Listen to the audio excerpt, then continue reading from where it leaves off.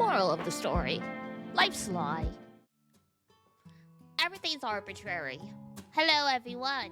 Good morning, afternoon, and evening. It's Dee Dee. How's it going? And oh my god, I got scared for a second. My internet, like, I had next to no bars. You know when, like, the upload speed is like, oh yeah, we're in the yellow, so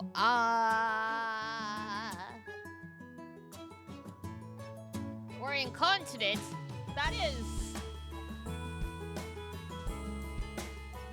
means we can't keep ourselves from pissing our pants, basically.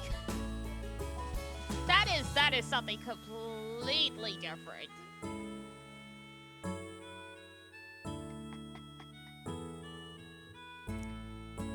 Oh my god, yeah, my internet's really bad today, so if I suddenly vanish and stream gets canceled, that's why.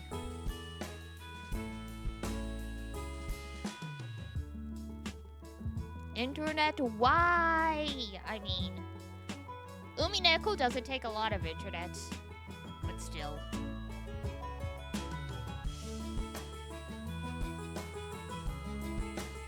How's it been? Your sleep pattern was too good to catch your midnight streams? Hey, that's good. Coincidentally, I slept terrible last night. I did my usual wind down routine, but I couldn't fall asleep. You got Toko's approval for the Giant Kirby? Excellent. Toko would approve. Toko would indeed approve. Improve? I can't talk today.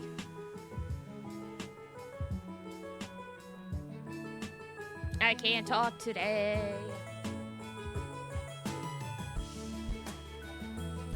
Talking about plushies for like 20 minutes. Gasp! Incredible! Right, hang on here. Then I passed out because it was midnight.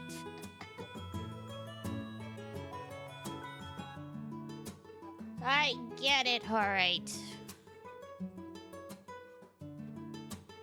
Let me try closing some things. See if that can help the internet a little bit. It might just be garbage-y. In which case, rest in peace. Actually, one sec. One sec.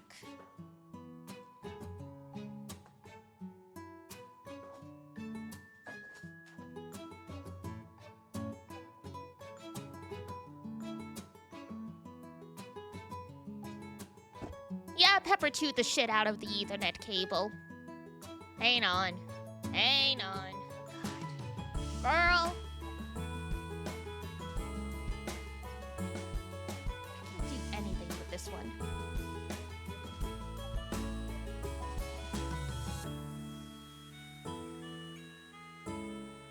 Hang on, I'm gonna vanish into the void because I gotta tape this up. One sec. Hold on. I'll kick you guys back to the starting. Nah. Alright, hold on.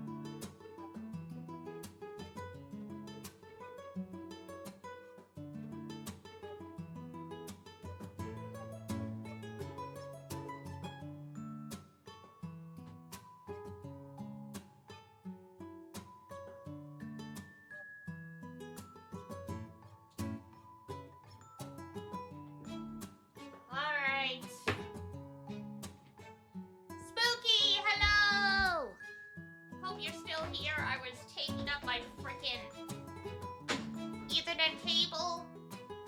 Ah. Cats! Why? She watches silent and unmoving. Oh, yes, of course it Pep's not here. She knows. She knows.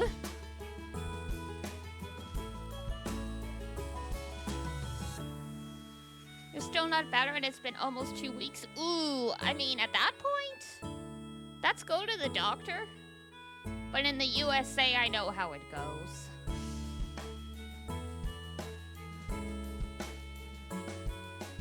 Ugh, big stretch. God. So yes, today has been interesting.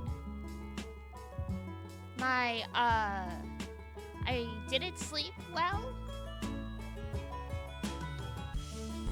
It's been 2 months for you? Oh God, that is straight up like a chronic illness at that point. Oh, that sucks. Hopefully, y'all figure out the solutions to your ailments.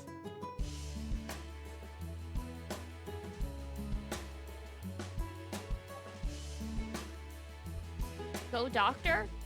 From what I recall on, like, Twitter, Spooky has been going to the doctor. Doctors are useless. He will heal us all? Absolutely. I will fix things post-haste.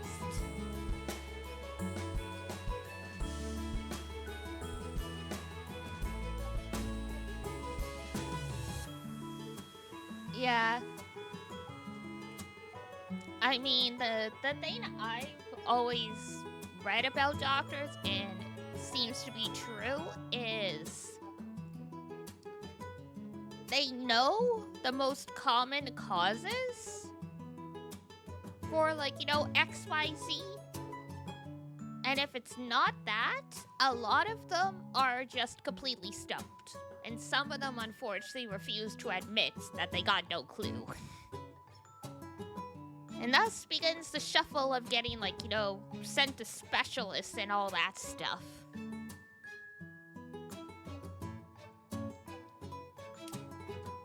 But, like, I relate, because I remember, like, I went to the emergency room during COVID because I didn't have a family doctor at the time. And there were these weird patches on the inside of my leg. And you know those apps that, like, you know, tell you whether or not something is, like, skin cancer or not? It said it was potentially concerning. And so I'm like, all right, well, I'll go to a doctor. Have to go to the walk-in. Because walk-ins were closed during COVID, so I'm like, this is my only recourse. The ER doctors, they're like, yeah, we got no clue what this is. We just don't think it's, like, cancer, so, like, just live with it. Yeah, no.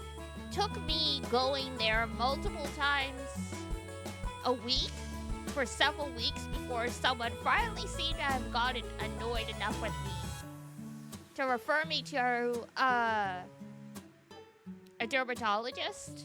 And I jumped the line probably because they were fed up with me.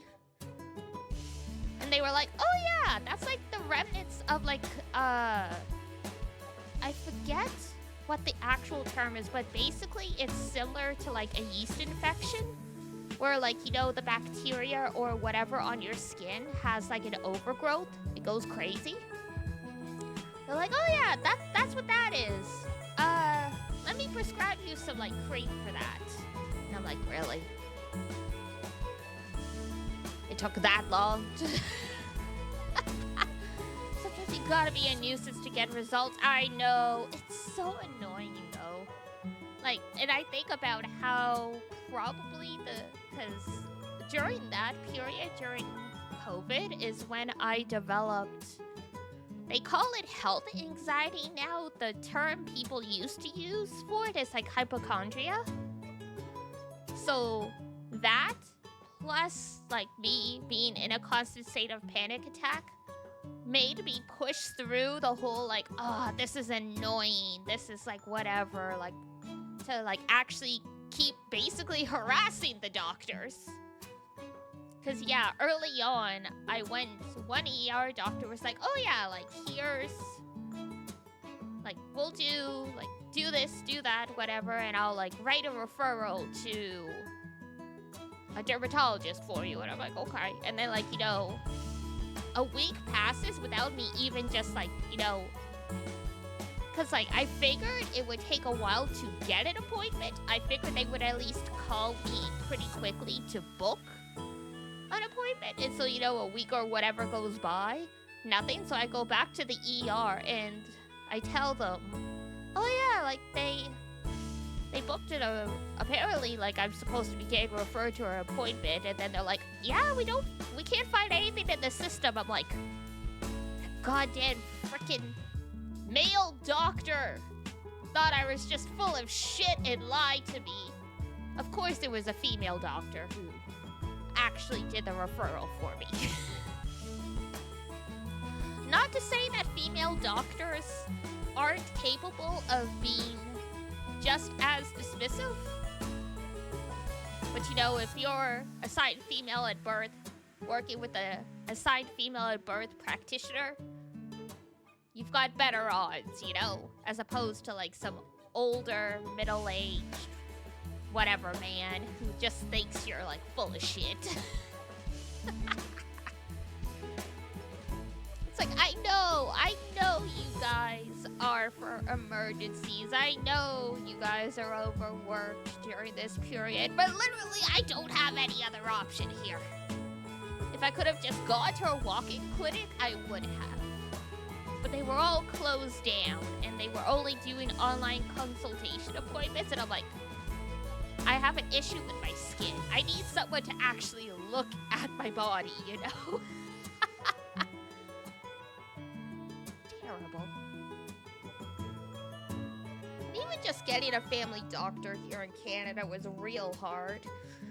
The only reason I was able to is, bless Papa Mellis, because he was retired by that point.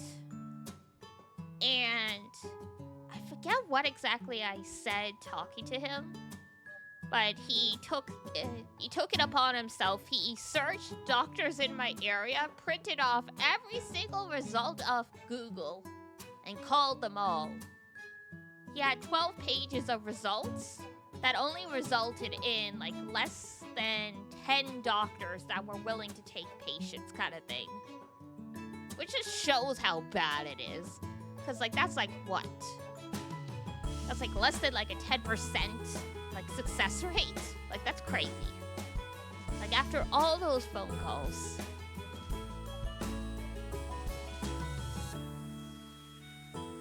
Like, I got in because one doctor was retiring and a new doctor was taking over the practice, so he was accepting new patients during, like, that transition period.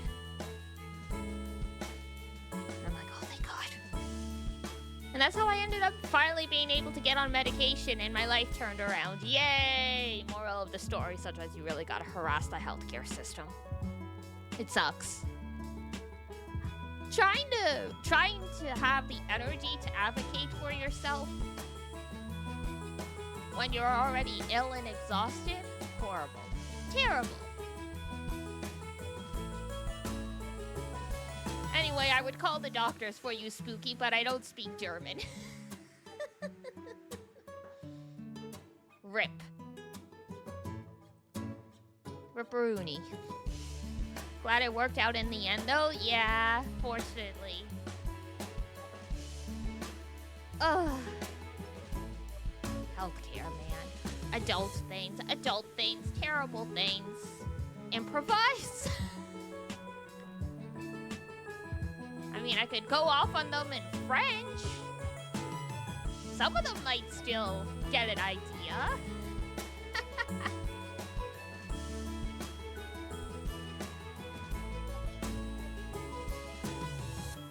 Gluten dog. But yeah, health-related stuff is also partially why I was late today. Because, I made a promise to myself to actually do yoga in the morning again. To, like, try and get back to do daily workouts because I've been getting a lot of back pain and, like, hip pain from, like, you know, being trapped at desks at the apothecary. And so I was like, okay, yeah, I woke up late.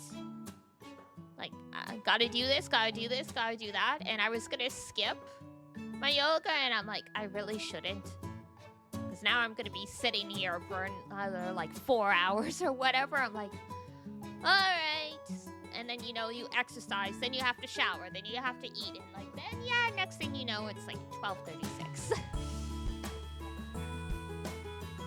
Completely forgot Spooky was German. Yay. Spooky's one of the European moonbeams. We've got, like, what, Fried in France, Spooky and a couple others in, like, Germany area, then, like, a smattering of people in Ireland and, like, Great Britain.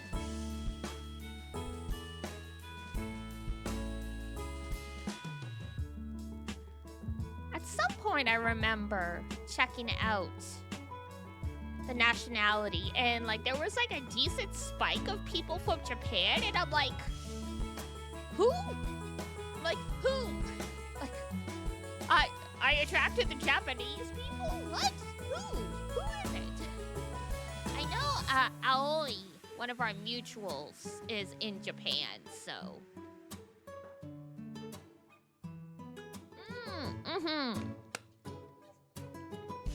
I know who you're talking about. I don't remember their name, but they're, like, in the Netherlands, but they are ethnically, like, Japanese or some other Asian, because I remember them talking about how, like, how much struggle they have trying to get, like, you know, their culture's cuisine living in the Netherlands. Yeah, we've got a smattering of people from, like, Singapore, Philippines. Was it Elpim? I don't think it was Elpim. It was quite a while ago. It was several months ago. I know they posted, in the Discord at some point to show us photos of their windows. So, I mean, if you scroll up enough through, like, some of the channels, you might find it.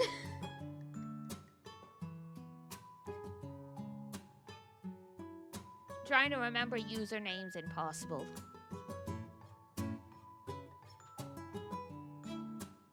Hold up. Oh, God. Oh, no, wait. I clicked start, not load. I was getting UMINEKO ready on the side. Ah! Hold on. Hold on. I did this, like, multiple times in Chapter 2 as well.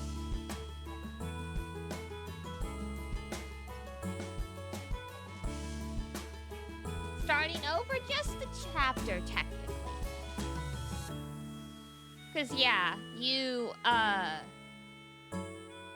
in the select screen, they make you pick start. And then you pick the episode. Or, like, that's how you start a new chapter. If you want to continue, you have to click start and then load.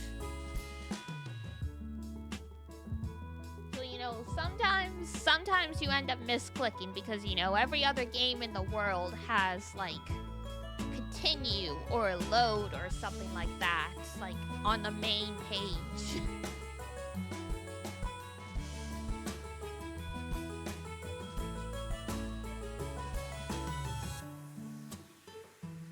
But no, not today.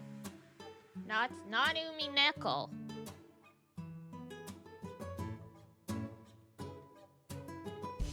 Okay, now I gotta shrink the game down, because you know it is a square. Ye old ratios. Increase my size a bit. Alright. I would say, I'm sure there's not gonna be any sexist pigs in this one. But no.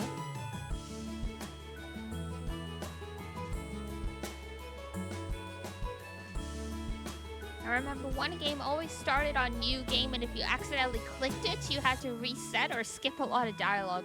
Oof. Yeah, that's not fun.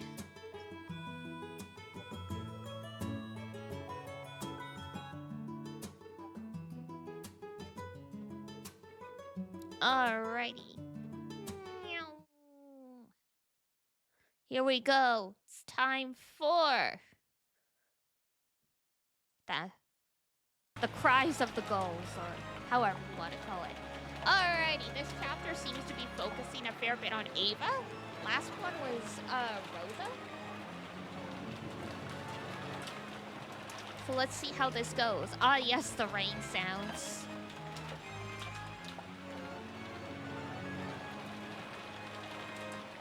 Whoever it was isn't in the Discord anymore. Ah, gotcha.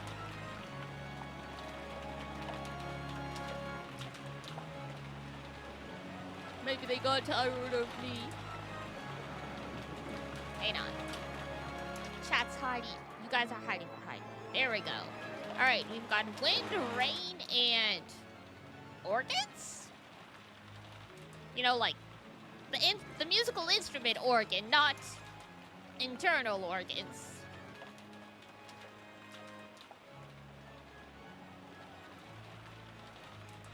There we go. Kinzo-sama has already publicly displayed the location of the hidden gold within the epitaph under my portrait. Not yet? True, not yet. You found it! Good job, Ranger. It was Elpim. Well, damn. I'm sorry for doubting you.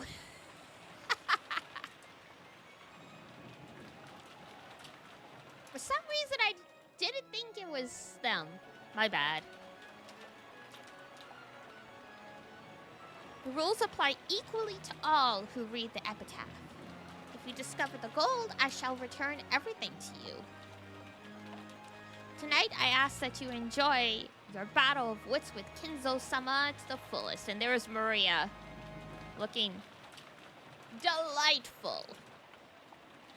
I sincerely pray that this night will be both intellectual and elegant.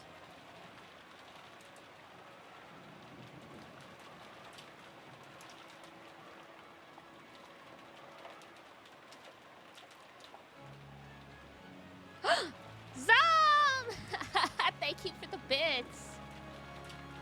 You mean to tell me this is not a Japanese Neokuko with an adorable voice I've been watching this whole time? Have I been bamboozled? My bad.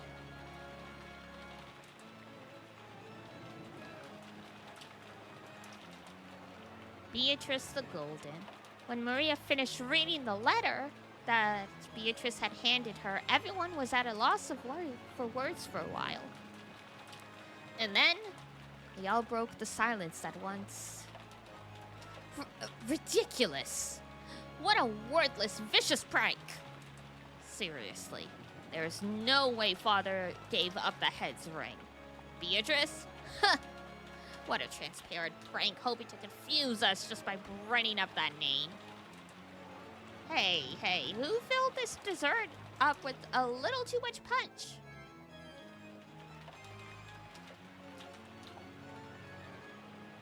Neanderthal? My god, I'm not reading today. Also can't confirm, Netherlands sucks when finding gnomes from other cultures. No! Yeah, that sucks.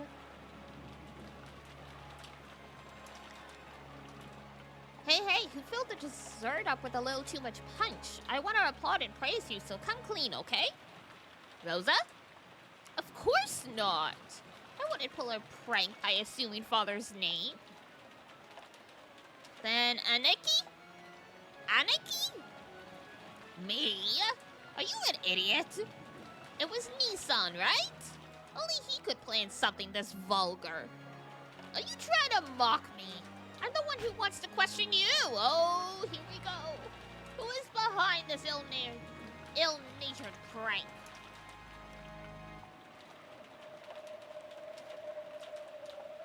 Kraus beat the table and stared at everyone. Since that included the children too, he scared most of them. I became sick and not let you know I'm sorry.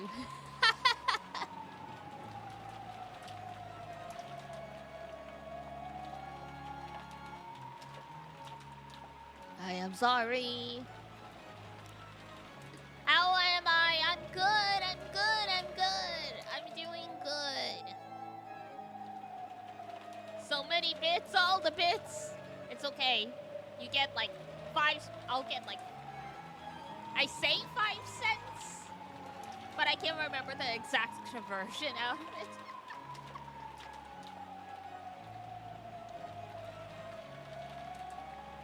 A letter from a mysterious person who claims to have been given full rights to father's assets. 1 cent per bit. Ooh, $1. Dollars! Hey, every little bit helps.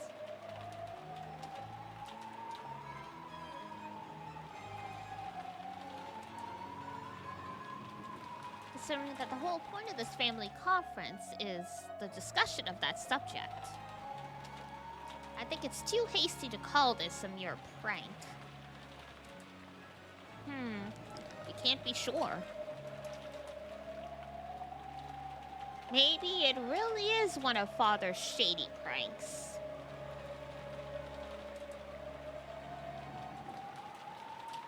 He might have planned this to shock us a bit, since we've been discussing the distribution of his inheritance without them. Am I sure I'm good? You got my eyes on me. I'm good, I promise. I promise. I didn't sleep well last night, so I might be a little out of it. But otherwise, I'm doing good.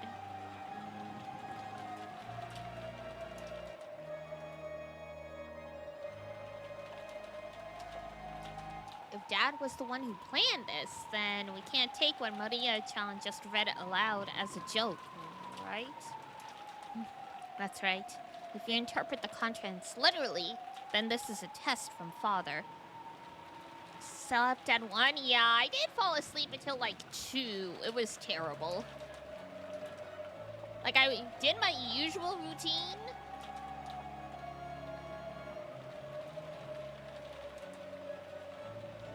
Who am I beating up for your lack of sleep?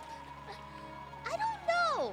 I did my usual routine, but you know, I just couldn't fall asleep. I felt I was tired, I just couldn't fall asleep. My brain's too loud, I guess.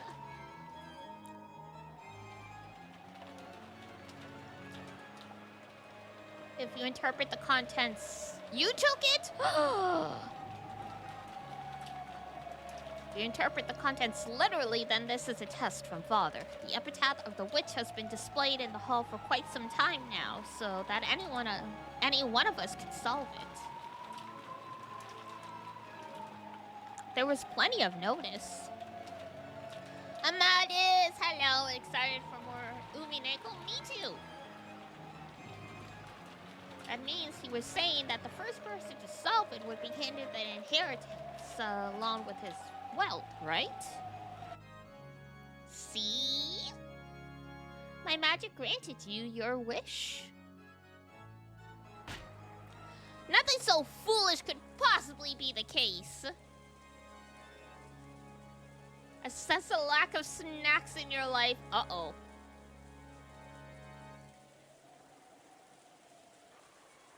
Nothing so foolish could possibly be the case. It's an unshakable fact that my husband is the successor to the Ushinomiya family headship.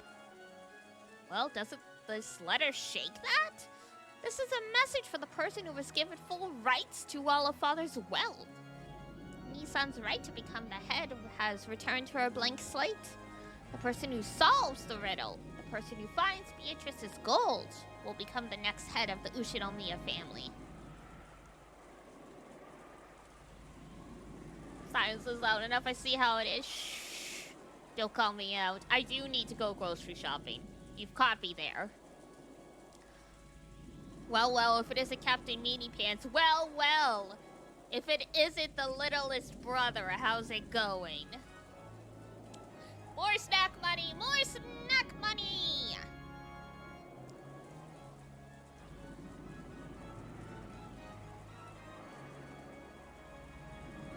Ridiculous. Do you think we can trust the meaningless words in that letter? That the seal was the real thing? There's no way we could trust that. Then let's try to go and ask Father directly. Not sexy being the littlest brother. I do believe he is the youngest in the community, so... Owie! Hey! Welcome in, Raiders! Hi, everyone! Hello, hello! Owie! I was just mentioning you earlier, because we were talking about where my viewers are. You're in Japan, aren't you? I do believe. And hello, everyone. If you've never met me before, hi. I'm Diana Mellis.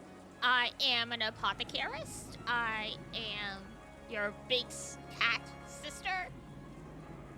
We play a lot of visual novels here, a lot of like JRPGs, some like mystery, point and click adventure games. Right now, we've been working through Ace Attorney, Atelier Yumiya, and UMINEKO. Also Persona games. You are in Japan. I thought so. Big small cat sister. Hey. Look, sometimes you're short. That is just how life goes. If you got a raid in a run, Aoi, or anyone else coming in from the raid, understandable. Take care of yourself. Otherwise, we'd be happy to have you around. We are at the start of chapter 3 of the question arc. For those who need like kind of like, you know, like a reference point. We're just at the very beginning, so you haven't missed much.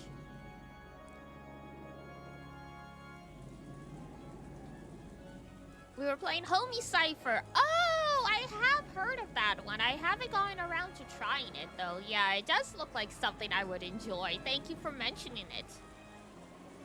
Shower in bed, totally understandable. Take care of yourself. Thank you for the lurk, and thank you for bringing your community over. Ron will write a message. It's okay. It's okay. Hello, Cookie. Welcome in. Awesome voice lines and amazing dramatic acting. So true. Thank you for the follow, Cookie. Yes, usually I do end up voice acting these lines. People were like, you could get the patch that has the voice actors in it. I'm like, true. But what if I like voice acting it all myself?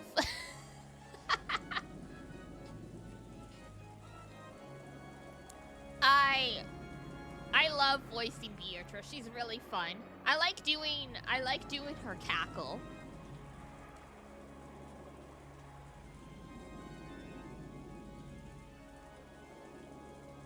Oh no, you have to deal with a customer. Do your job! Do your job! Ignore us! Alrighty, onwards. So for context for the people who just joined, they just got a letter proclaiming that Beatrice, the Golden Witch, is here to take back her inheritance, but if anyone solves the epitaph before she fully completes her game, she'll relinquish her rights to the interest, and the person can become the new head of the family. So they're just discussing the letter right now.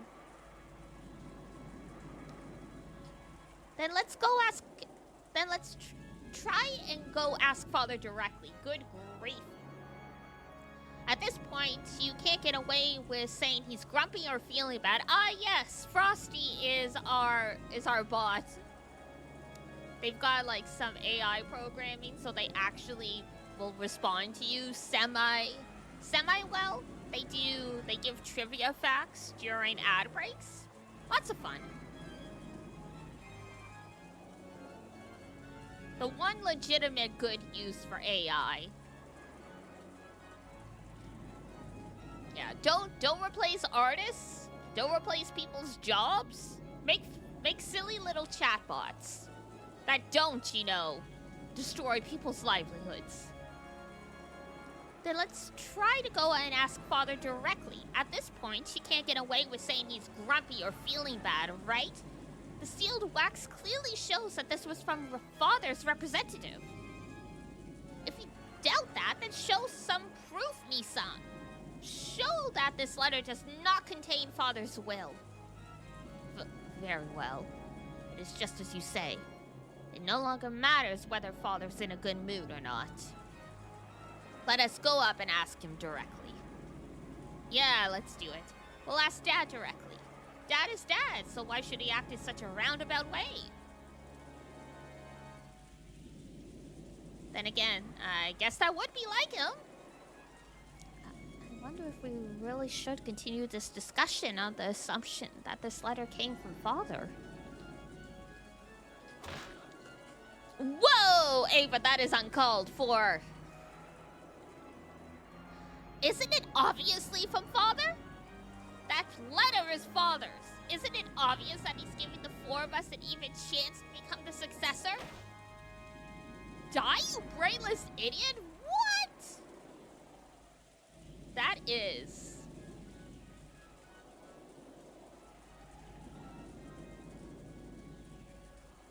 Rosa, that's crazy. Who's the guy in the red suit? That is Kraus. He is the oldest son of the Ushinomiya family. And so he is supposed to be the successor by, like, basically birthright. Ava has been, like, up in arms about it since she was a kid because her family are sexist and she's not allowed to become the successor, even though she has, like, better grades and stuff like that. Rosa really is dumb. If only she'd just give up and die. That is uncalled for. I'm sorry. That's right. I'm sorry. Whoosh. Also, they just completely forgot that their children are in the room watching this. Imagine being 9 years old and your aunt tells your mother to go and die. Why is everyone so violent? Because this is a fricked up family.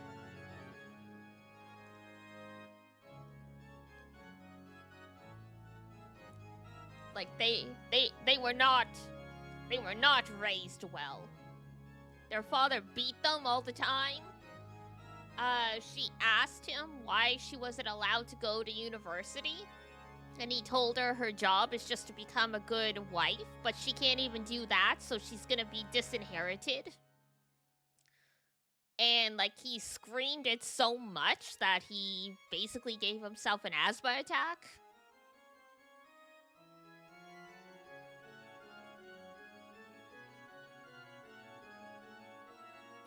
How'd this go from being a semi-realistic drama novella to demons, magic, etc.? You know, that is just Ryukishi. He said, find a man that is profitable to me. Literally, that was all she was good for, apparently. Going off how they act, it really seems like they could care less if the kids are there. I mean, true, but at some, like, basically everything keeps repeating itself in, like, sort of a time loop. And at one point, the last time they had an argument about this letter, one of them realized the children were still there and they were like, get out. But yeah.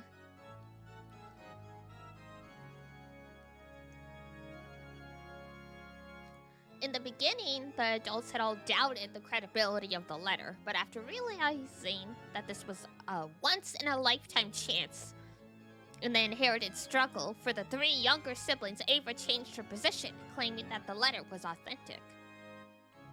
Rudolph and Rosa caught on and agreed. Outrageous! How can adults like you take such a worthless prank this seriously? I don't need to be father to understand his contempt. Whoa, whoa, whoa, whoa, whoa, whoa, whoa. Natsuhi-san, all we've got to do is ask father and we're done, right? Won't everything be fine if father just tells us that he doesn't know anything about any letter? Nissan? Take responsibility and just get him to say that he doesn't know about the letter. This is no time to get scared just because he's in a bad mood, okay? He's still scared of father at his age, that idiot. If only he'd just give up and die. All these things you're saying about your siblings. In my office, I started hearing cats meowing, and I was like, what the heck? Ah, and yes, Bella's cats. Feed the children. Yeah, no, Ava's kind of going overboard. Ava, let me tell you about the story of the monkey's paw. Be careful what you wish for. Because it might just come true in a way you really don't want it to. Considering in all the other timelines, everyone dies except for, like, one person.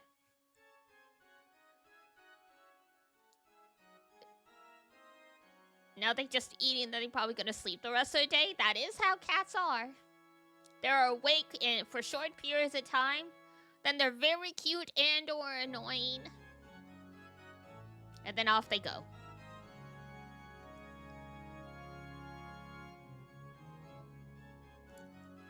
Except for that cold hard Blaine from Pops. Yeah, she wanted to be the successor.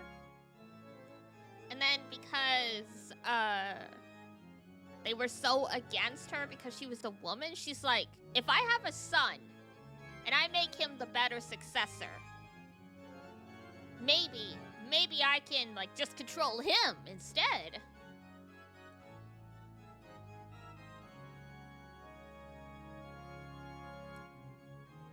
Get too close to them with the camera, then they bolt. Yeah, you gotta zoom in on them from a distance, even if it makes the photo a little blurry.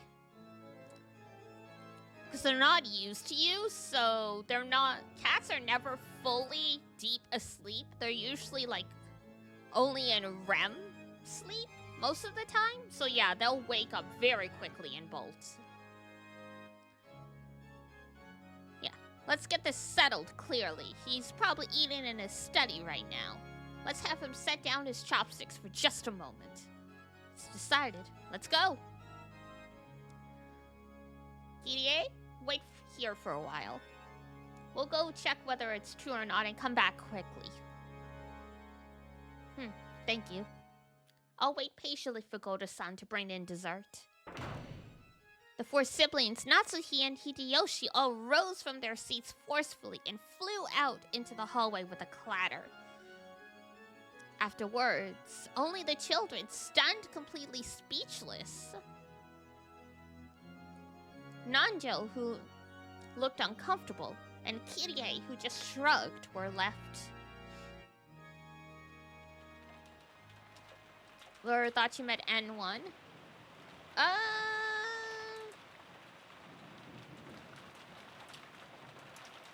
Maybe, I don't know. I don't know the stages of sleep that well. So forgive me for misspeaking, but yeah.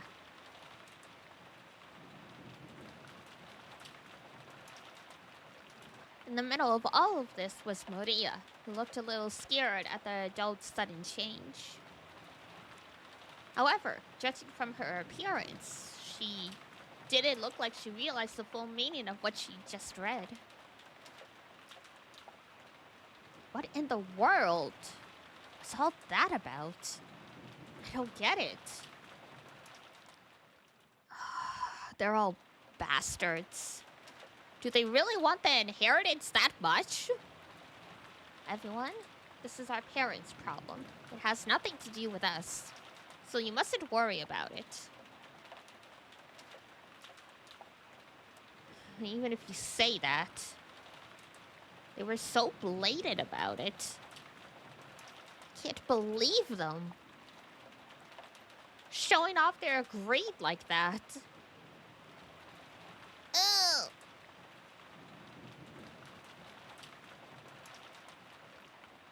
Everyone has to believe together that we'll be happy.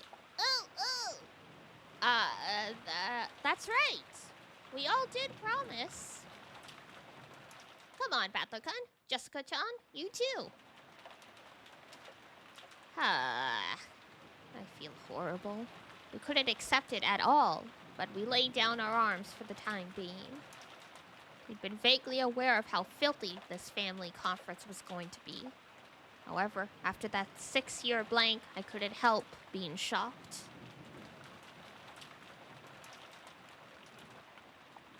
When he saw that the children were completely dejected, Dr. Nanjo cleared his throat uncomfortably.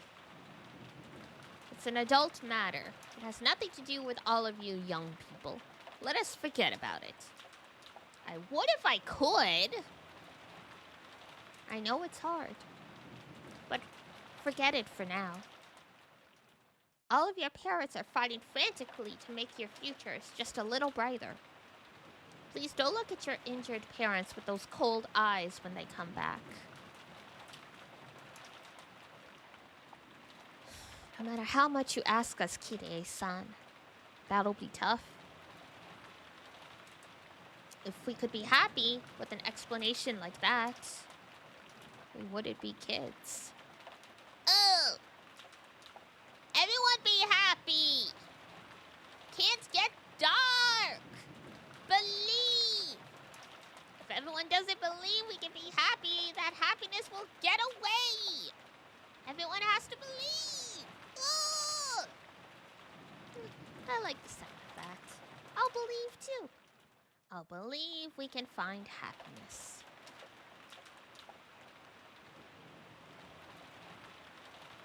Ugh. Aunt Gideon, thank you. Battler and Jessica, you believe too. Beatrice is also always saying that magic won't have any power if you don't believe. Ugh. Kirei-san rose from her seat quietly, went over to Maria, and crouched down so that their eyes met. Ugh. Aunt Kirei believed. Now Battler and Jessica have to believe. Those two are strong. They'll feel better soon, and then they'll believe. Yeah.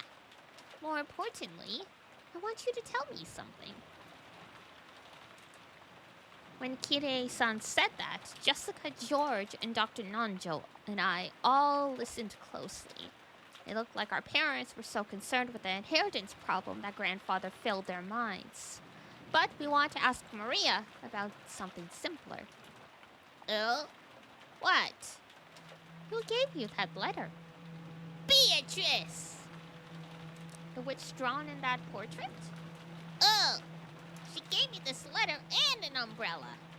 And she used magic to fix my rose that was broken.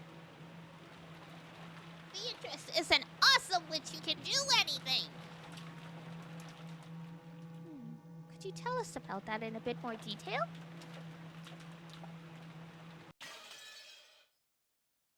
I was not expecting a scene break at that moment.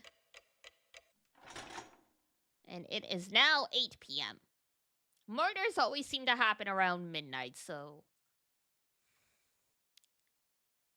The one drawing in W Place, yeah, that's crazy. Without even being allowed to wait for dessert, we were chased out of the room. I heard that in the end, our parents were unable to get grandfather to respond.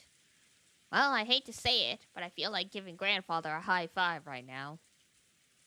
He was probably pretty satisfied with how his strange letter had given his children a good shock, since they'd all been so infuriated with the inheritance problem while grandfather was still alive. Good to know UMINEKO fans are going strong. Yep. Higurashi ones too.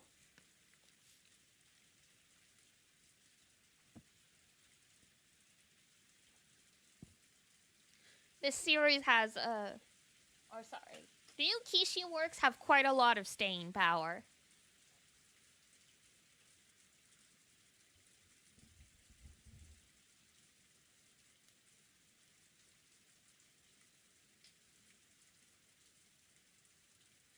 Yeah, I mean, I can't speak for Japanese fans, obviously, but I know Umineko and Higurashi, particularly Higurashi, have always been super popular in the West.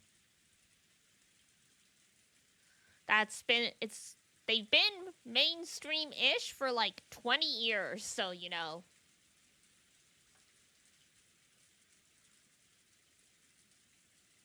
I also felt like our despicable parents had gotten what they deserved in all of this confusion. Oop, ad break is going to be starting in 55 seconds just for the folks who aren't subscribed. So you can get up and get some water or something like that and then come on back. Wait, what for 20 years? Higurashi has been popular in the West for like 20 years. Like ever since the first anime came out in like what?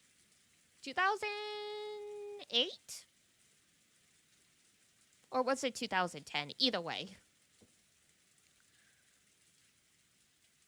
Higurashi was always a well-known top 10 messed up anime contenders. Yeah. I think Higurashi really stuck out because for a lot of people, that was their first really messed up anime. Another is another series that's also like that. Because even if you've never watched another, you have probably seen the clip of the girl falling down the stairs and dying because she got, like, skewered by the umbrella.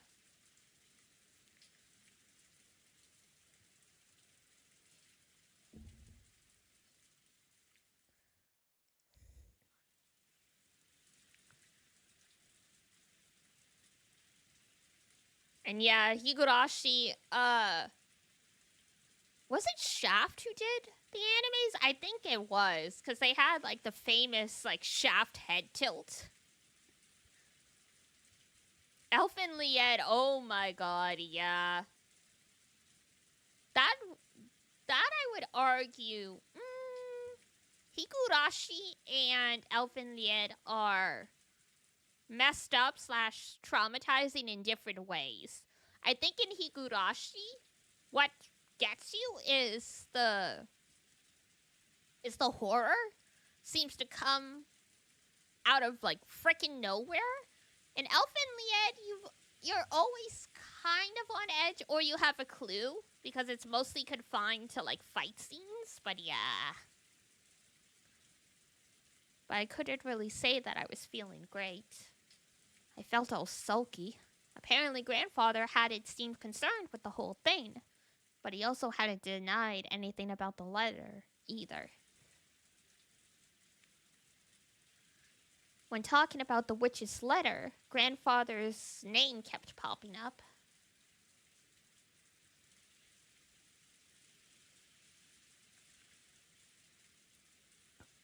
Corpse Party! Oh my god. I watched so many people play Corpse Party, but I still want to play it on stream because I know there are some people who have never consumed Corpse Party in any way. And I think it's pretty fun. It's pretty solid.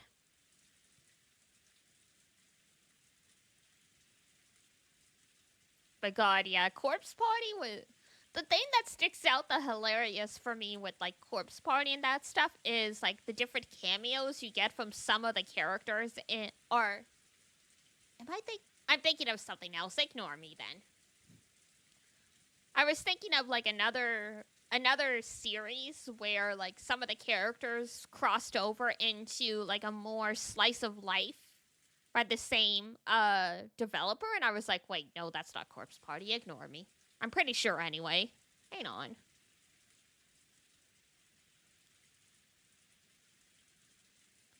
Grandfather's main? No, he kind of does. The game for Corpse Party is way better than anime. Yeah, the anime was only like an OVA or like a couple OVAs, wasn't it? And that means they have to really cut it down.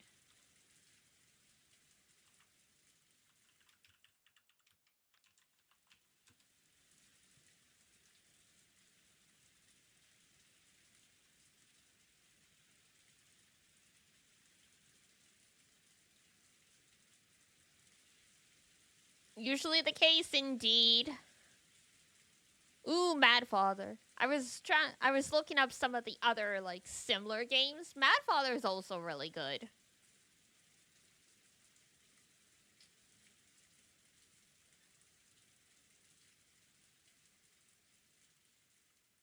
But yeah, so many horrors, so little time. Thank you for the care package, Zom. If Grandfather knew that someone was stealing his name, then considering his character, he'd probably be mad with rage. Assuming Grandpa isn't already in the freezer or something. But even though Grandfather now knew the contents of that letter, he coldly ignored it. He did that, so did that count as a silent yes? And Ava and Dad were trying to interpret the letter in their favor, their greed clearly visible.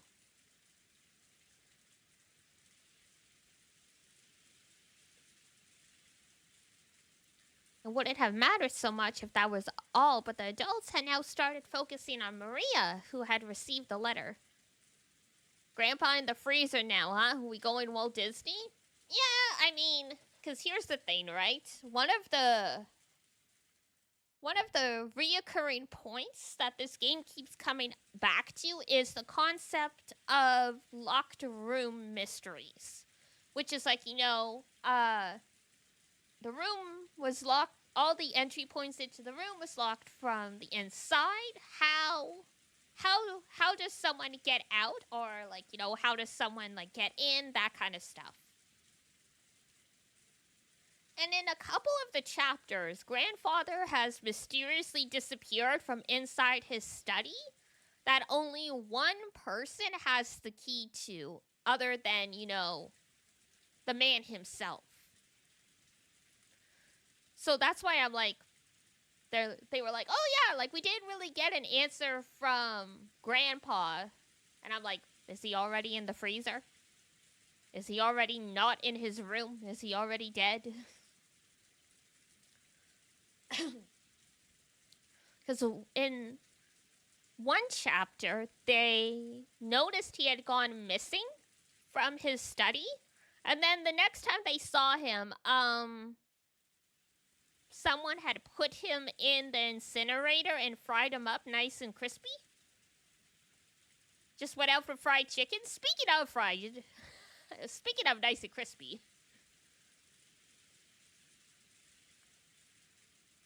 Yeah, he was burned beyond reckoning the timing, right? It was like we planned it or something. We did not plan it. But yeah, he was like burned up beyond all compare. So they were arguing, well, maybe it's not actually him, but I guess in this family there is a genetic tendency to have polydactyl. In this case, like having like a sixth toe. And so like he had, I forget, I don't think Grandpa had the surgery to remove the sixth toe, and since the corpse had 6 toes, they knew it was him. But some other family members had the surgery to remove the extra toe. So I plan everything. Zom is living in my brain. They know all my thoughts. They kept pounding her with questions about who had given it to her. Maria repeated over and over that she'd gotten it from Beatrice, but there was no way such a mysterious person could have sneaked into the island. Give Grandpa the one defining trait. Yep. Gotta make sure you can identify the corpse somehow. Mood for a crunchy snack and some boba? Ooh. Ooh, I did just finish the last of my chips last night. You got me there.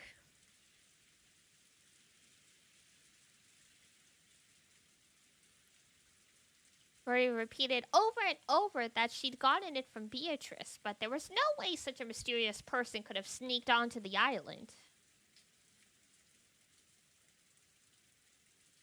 It's like I just know. It's like you just know. You psychic, guys. After all, this island's small, and there's no one living on it outside the Ushinomiya family household.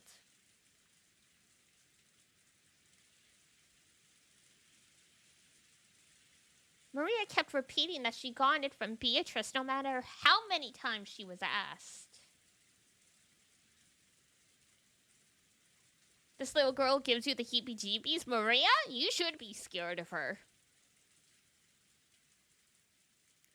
She hasn't, like, participated in a murder or anything, but she has, like, you know how some kids have that Chunibyo phase where they, like, give themselves, like, an over-exaggerated personality? Hers is she pretends to be a witch's apprentice, and, like, she has, like, a really condescending cackle. And the entire time she talks, she's got this weird sneer on her face. Her mother keeps, like, telling her, stop saying ooh, which is, like, her catchphrase. She's like, this is why, like, you know, the kids at school bully you. I'm like, no, the kids at school bully Maria because she pretends to be a witch's apprentice and acts superior to them. I mean, bullying is wrong, but when you act like that to your classmates, like, yeah.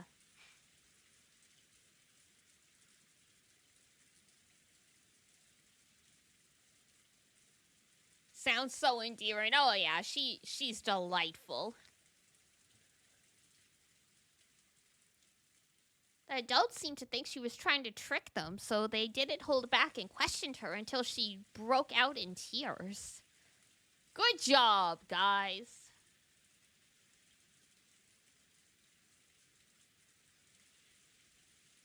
When Maria was released, she sobbed, all worn out from crying.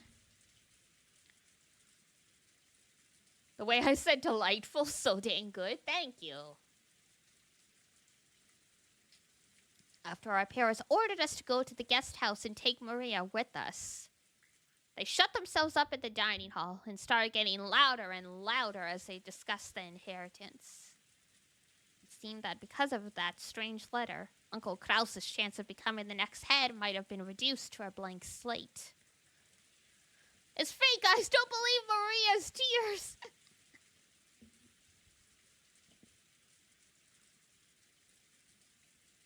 And in exchange for accepting him, my dad and the rest were trying to swindle Uncle Kraus out of a lot of money, or something like that.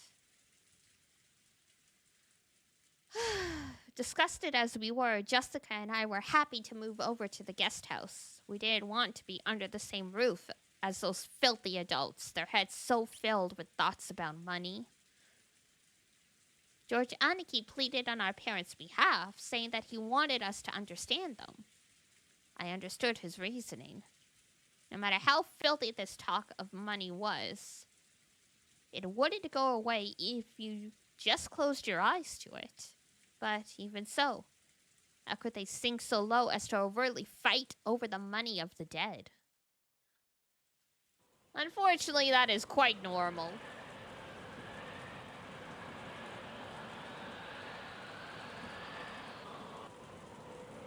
I have a friend whose, I believe it was great uncle passed away, and, like, even though it was clearly outlined where each money was supposed to go, his wife was named executioner of state. So, of course, she's refusing to, like, she's, like, delaying handing out the money as long as she can. So, like, it's getting to the point that, like, you know, it's gonna turn into a court battle.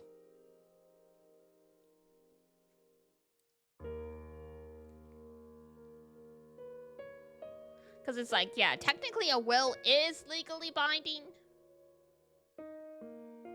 What if, like, people aren't following it good-naturedly, then you need to get a lawyer involved to enforce it, and it's just, yeah. Maria had cried herself dry and was hiding in her bed.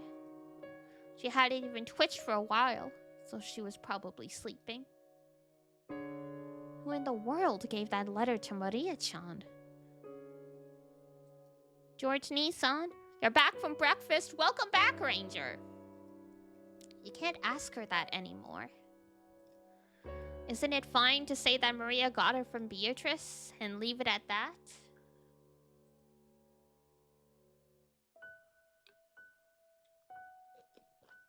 Thank you for the care package. I was just preemptively having a drink of water as you started sending those. After all, we don't want to make her cry any more than this. Even though we said that, we couldn't clear away a gloomy feeling. There are only 18 people on this island now. The thought that someone gave Maria-chan that letter and is now hiding somewhere doesn't seem realistic at all. Her tears are fake, you're being bewitched. It's quite possible. Nothing in this game is what it seems to be. Most likely, somebody got Shannon or someone to put on a dress from that portrait and cleverly got Maria to go along with their story. Though in Maria's case, just seeing the dress would probably convince her that it really was Beatrice. Maybe it doesn't really matter who handed her the letter. The important thing is who sent it. The point is that grandfather wanted to cause an uproar by assuming the name of the witch. Seriously, that old geezer's good at riling people up. The most likely answer is that our occult-loving grandfather was playing around, handing the letter over to Maria, who shares the same hobby as he does, in such a dramatic way. Though he failed to give any thought for what Maria would have to go through, making it a pretty shitty thing to do. Except for Megane-kun, he seems like the most normal guy here to a certain degree. Yeah, he hasn't had, like, his... like... breaking at the illusion moment. George? He's the guy with he's Megane-kun. He's the oldest cousin, and he's Ava's son. So, like, he's mostly even-tempered. But yeah, who knows? It's the Blazing Fist guy. Ah, yes, Battler!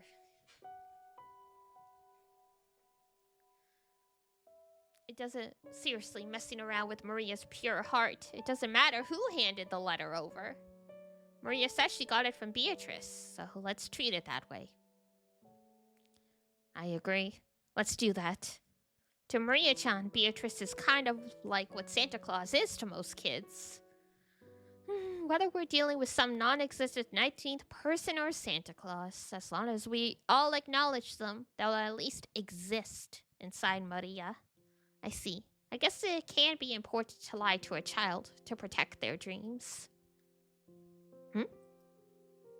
What's up, Jessica? Are you still angry? Jessica had her hand on her chin, as though there was something that she just couldn't understand. When I called out to her, she came to her senses. Sorry. Well, actually, I was wondering if Maria might have actually met Beatrice.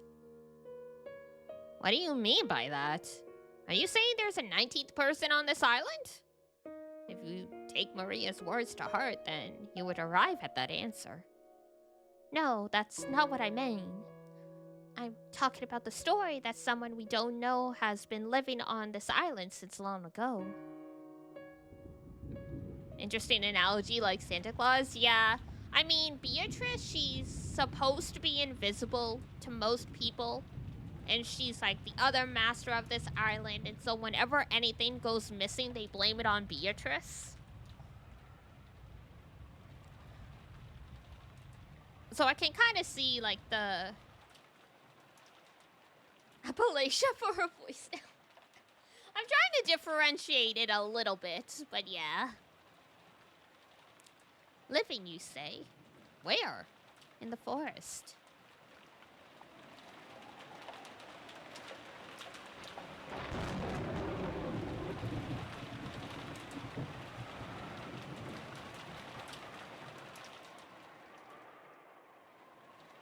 You approve? Excellent. Yeah, unfortunately, I'm not great at staying consistent with the voices I give the characters, especially since there's 18 of them. But I do my best to at least differentiate them. So if someone's just casually listening, they can at least tell that different characters are speaking.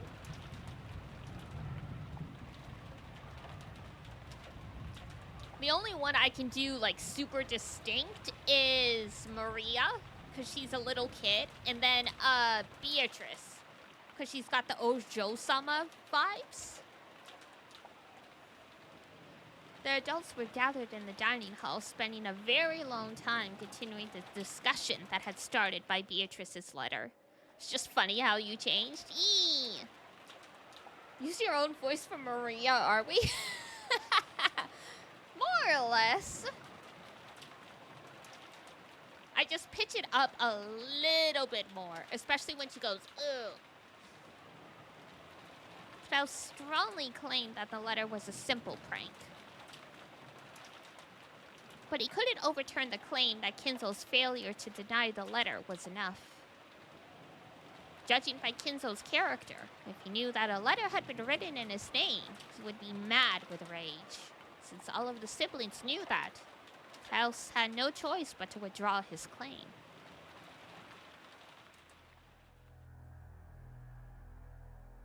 Without even having to summarize it, the contents of the letter were simple.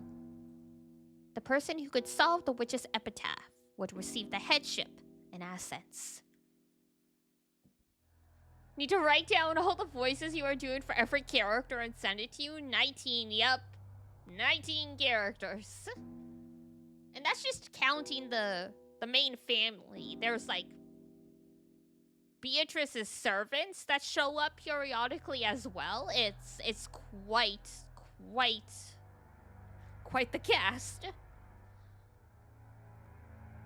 This did a lot of damage to Klaus, who had been sure that he would receive the headship. And then there's like also the narrator voice. And was better news than the rest of them, who had already given up, could have hoped for.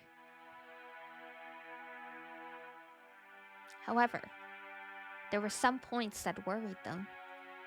The person who solved the epitaph was not limited to a member of the Ushinomiya family. Taken literally, anyone, no matter how doubtful their origin, might receive the headship. And furthermore, this meant there was a chance that all of the Ushinomiya family's assets would be stolen by some unknown person. In that sense, it was definitely not a situation where even the other siblings could afford to lower their guard. Had this letter come from an assassin sent by Kinzo, calling themselves Beatrice? Or was this the scheme of some unknown person trying to steal the Ushinomiya family's wealth? Wild West Sheriff! They still didn't know the truth, but they could say one thing for certain. Maria had received this problematic letter today on this island. In other words, someone planning something to do with that letter was on this island today. Had it been set up by Kinzo, one of the 4 siblings, or maybe some unknown person? No matter how much they suspected each other, they couldn't reach a conclusion. After getting tired of bickering with each other, they finally reached the extremely obvious conclusion that doubting each other was just a waste of time. It's just an Xmas letter from Santa, guys. Nothing to be worried about. Nothing at all. We've made no progress. We've just been spinning our wheels. That's right. And the mere fact that you realized it means we won't have to waste any more time. It is not certain that Father sent that letter. My husband is merely exasperated by your inability to hold a conversation. Who's unable to hold a conversation? You keep yelling at me every time I say something. Do you truly think that such shameful behavior is fitting for a member of the Ushinomiya family? Would you give it a rest, Ava? You too, Natsuhi-san. That topic's finished for now. Shall we cool our heads off for now? Let's have some cool drinks brought over. That sounds good. It would probably be wiser if we cooled our heads. Don't you want to take a short break too, dear? Aneki looks like she's in a bad mood, so I'll pass on that break. But I agree about the cool drinks. Rosa, have someone bring some water. A whole pitcher. Yes, understood. Rosa headed over to the extension telephone in a corner of the room and called the servant room. She then passed on what Rudolph had told her to the person on the other end.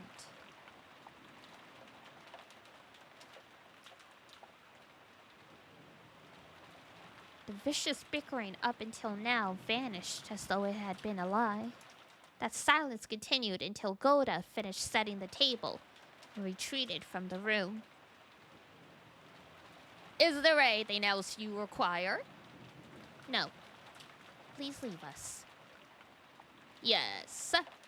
Then if you will excuse me, if you need anything, call me at any time. The head chef, after listening to the sound of Goda's footsteps disappear into the distance, everyone took a deep breath at the same time to break the tension. The narrator voice sounds very closely to her voice from Little Goody Two Shoes. Yay! Good old Little Goody Two Shoes. One of my favorite games. It sure is raining hard. I wonder if this 19th person is taking shelter in the Rose Garden Arbor about now. I wonder. They might be able to escape the rain there, but it would be quite cold. A mysterious 19th person as a visitor. Sounds pretty interesting, just like a mystery novel. Normally in that kind of story, it's a safe bet that the person doesn't exist, that one of us 18 would be faking it. Good times? Great times, yes. We did get all the endings last time we played it. At some point, it might be nice to go back. I suspect Genji and the others. Just as I thought, we should have fired all of the servants of the One-Winged Eagle, no matter what excuses we had to make. Come now, don't say that. We must be grateful for their long years of service. Of course, we can't let our guard down. I'm sure you agree too, Nissan, that whether or not Father was behind this, the person who handed Maria the letter was a servant. Do be a visual novel. It's about getting all the endings and knowing the story. I think we got half of the endings? I would have to check their achievements again. Indeed. In any event, we were all being friendly in our big happy circle until dinner, weren't we? All of the siblings have alibis. Only a servant could have handed Maria that letter. But all of the servants said that they were too busy with the bed making to have any spare time during which they could go to Maria-chan in the Rose Garden. The deepest Batman voice. Hi, I'm Kraus. It's hard for me to make my voice go deeper. So for characters that show up a lot, I try and just get a consistent baseline.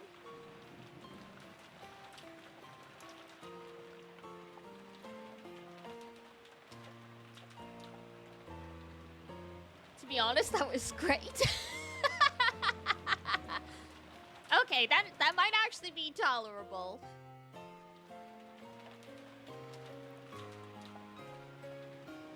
Hey, what are you trying to say then? You aren't saying that the Witch of the Forest, Beatrice-sama, came over and actually handed Maria that letter, are you? Rosa, you used to believe in that so much. It really frightens you, huh? Don't tell me you still believe at this age in the Witch of the Forest. If she did exist, I'd love for her to appear. But no matter how much I wished, she didn't appear before me, even once. She didn't save me from my crisis. Of course not. I just thought that since all 18 of us said we didn't do it, there might really be a 19th person. That can't be. In the first place, we were the only ones who came in on that boat. We didn't see any mysterious stranger riding with us. You don't think they could have swam across this rough sea, right? I can't really imagine it. Logically, that's true. It is difficult to imagine that there's a single hidden and uninvited guest on this isolated island. However, it looks like some of us still can't abandon the possibility completely, right?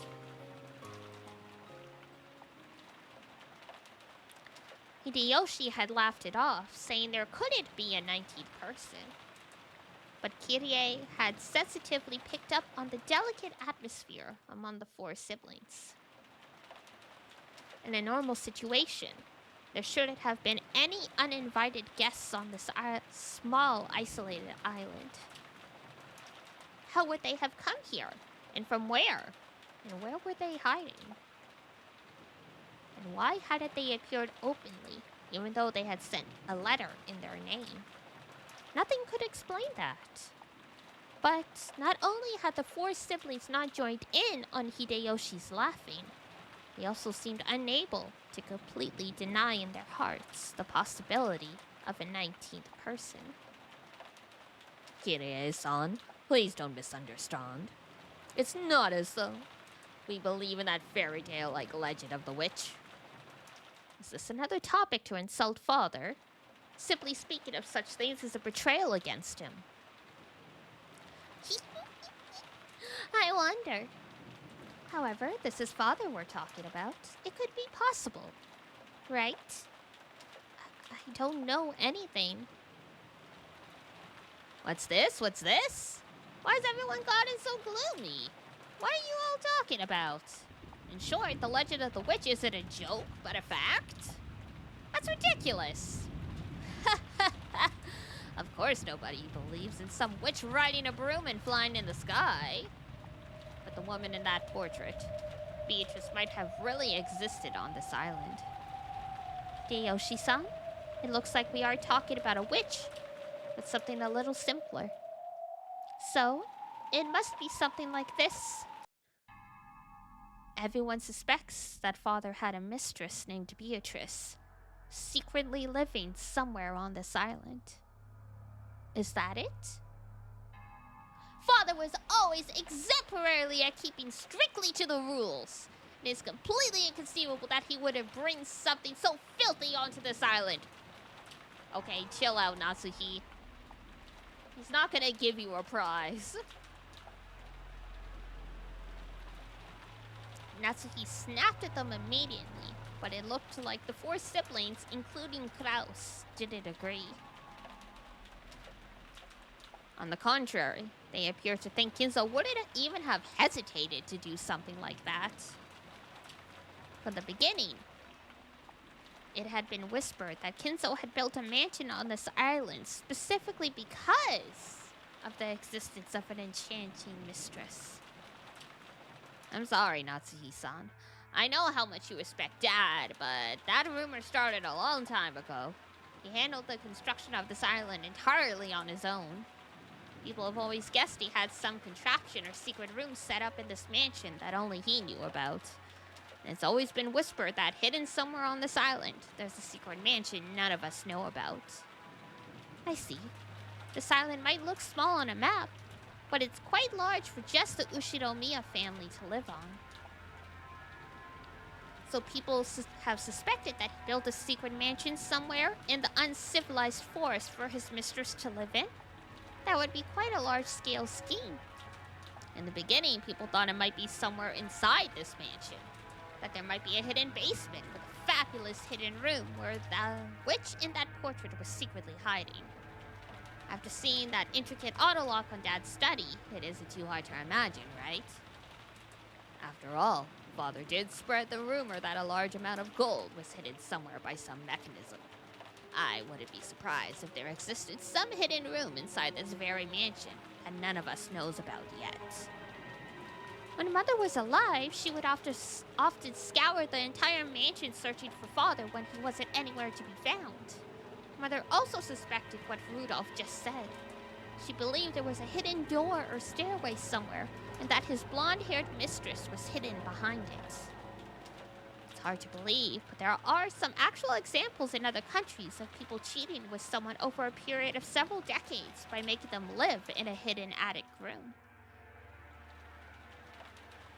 Yeah, some people are just freaking insane, and then their family members are oblivious, or they just don't want to acknowledge it. Furthermore, Kinzo had a mansion this extravagant, it was possible to suspect the existence of a hidden room. From what I've heard, the legend of the Rokenjima witch was just a fairy tale made up to scare the children away from the uncivilized forest. But it's starting to sound like there's a little more to that story. Well, as you know, this is a lonely island without anything but the Ushinomiya mansion on it. When Rosa and I were little brats on stormy nights, we got so scared by the sound of the trees rustling in the direction of the forest. Seems more in this family, they refuse to acknowledge things, yeah. Like in Natsuhi's case, she talked about in another chapter how to marry into the Ushinomiya family, she had to cut all ties with her birth family. So like she hasn't seen or talked to her parents in 20 plus years. So I can understand why she really wants to double down and act like, her father-in-law is exemplarily, he wouldn't do anything wrong, blah, blah, blah, blah, blah. Hi, Nixon. Hang on. I actually needed to take a drink anyway, so good timing on the hydrate redeem.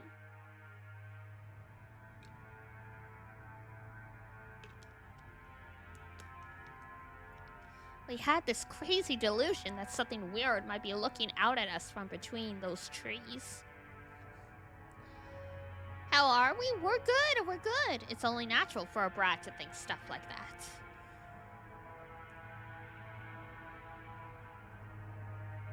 But when Rosa and I complained about it, some people figured it was more than a brat's imagination. Isn't that right, Aniki? Yeah. Nissan and I thought you might have coincidentally spotted Father's mistress living in secrecy on this island as she went for a walk when no one was looking. Of course, Mother felt the same. Even among the older servants, you often heard that ghost story about how the witch of the portrait wanders the mansion at midnight. Outwardly, I laughed it off as just a ghost story, but on the inside I suspected very much that it hinted at the existence of a hidden mistress.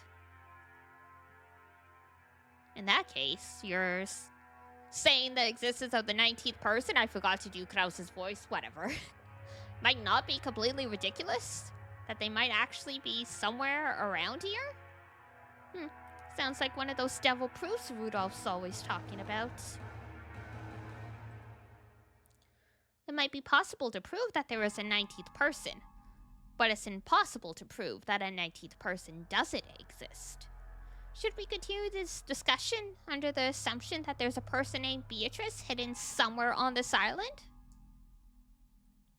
That would be the first thing most people would go for, thinking there's a mistress. Yep, and I mean, especially since, he's like an extremely eccentric, extremely rich guy. Too many voices to keep track of. Yeah. I'm doing this all myself. I understand why some people are like, I have co-hosts to split all the roles with.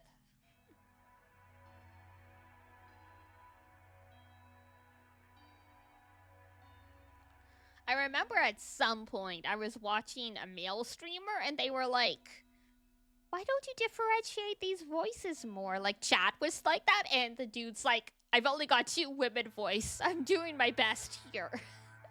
It's like, it's a lot, okay? You're doing fantastic. Keep it up. Thank you. Like I said, I could have gotten the patch to install the professional voice acting, but I really love acting and doing the voice acting, so I'd rather just do it myself. Because I have a lot of fun doing it, even if I'm not, you know, like, I'm not gonna, like, probably pass an audition or anything like that. Not that I have an interest in doing an audition, but, you know. Spooky, thank you for the head pato. You are MLG top tier voice actor. What you on about? Aw, thank you. I had talked about it before. Like, I didn't have ambitions to, like, be an actor or anything, but I did want to go to, like, the performing arts high school. But my parents said no, and there wasn't even, like, a drama club, like a theater club at the high school they did let me go to, so it was like, oh, man. But since, like, I didn't want to become, like, an actor or anything like that, that's why I didn't, like, try and do community theater or anything like that. Because I'm like, the competition probably would have been really harsh, and I just want to have fun. It's more of a fun thing for yourself. Yeah, exactly. It's just a different kind of stage you ended up on. So true. So true.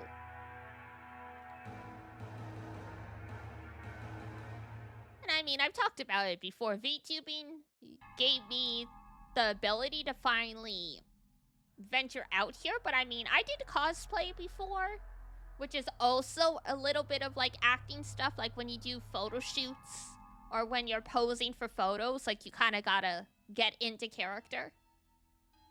And I had thought about being, like, a face cam streamer way back when. But I was always like, the internet can be a scary place if you're a woman and you show your face. I'm like, I don't know. I don't know if I want to do that.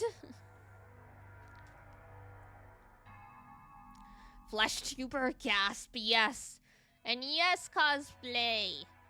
Iduna, my bestie, dragged me into it, but I had always thought it was cool before. Like, I would see cosplayers on TV because, one of the Canadian children's, like, TV channels would go do coverage at Anime North, like, for the after-school segments. And if you don't show your face, you're secretly a man with a voice changer. So true. And I mean, you're always gonna get people who believe one thing or another. Like, at some point, I remember we had the one hater the one time, and they were accusing me of, like, trying to sound like a 14-year-old on purpose or something like that. And I was like, unfortunately, this is just my voice. Like, literally, when I was trying to decide if I wanted to be a VTuber, I tried to practice doing a lower-pitched voice. And, like, I can do it. But because I have problems breathing through my nose, I would run out of breath very quickly. Because to do a deeper voice, you kind of got to speak more from the diaphragm. Sorry to burst your bubble, chap. That just be me. It's my voice now, Scram. No, literally. They're like, why do you try to pretend to be like a 14-year-old? Like, why do you sound like a 21-year-old pretending to be a 14-year-old? I'm like, that's just how I am. They're like, why do you act this way? That's just how I am.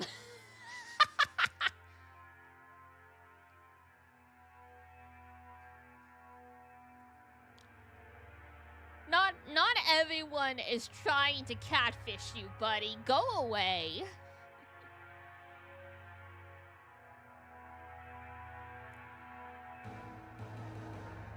That's a good plan from the perspective of risk management. It's probably much more prudent to say she might have existed. She might exist, sorry, rather than have saying she couldn't exist.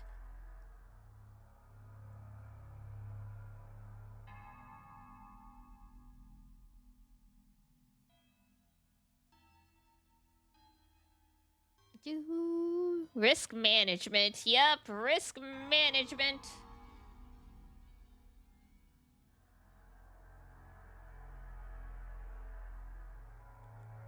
Flashbacks. Dun dun dun dun. Ah, yes. Management stuff.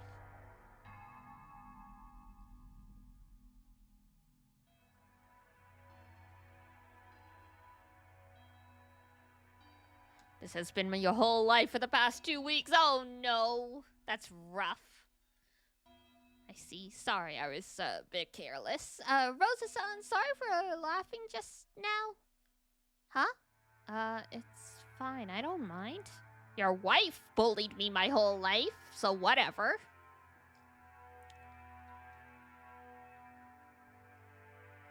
Hideyoshi apologized deeply for taking the worst case scenario lightly, despite calling himself the president of a company.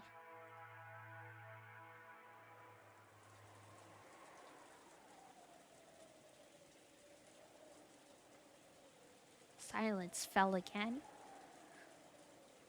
She doesn't have the guts to speak her mind, sadly. Yeah, I mean, she talked about it in the previous chapter. Because the previous chapter was about Rosa, the youngest sibling. She got heavily bullied and abused by Kraus and Ava. And, like, Rudolph would sort of come to her aid when the other siblings were around. But when it was just him and Rosa, he would also bully her. So, like, yeah. Because she's so much younger than all of her siblings, like, she was treated very poorly. Because unfortunately, you know, sometimes when you're, like late teens, early 20s, you lose the ability to empathize with, like, a 6-year-old. So you just think everything they say is stupid, and it's like, no, they just don't know any better. Preparing for the existence of a 19th person would mean, in effect, acknowledging the presence of some unknown person hidden on this island. And since this person might be planning something shady, it was only natural that the conversation would turn in an ominous direction. In the past, Father would sometimes suddenly disappear without telling anyone where he went.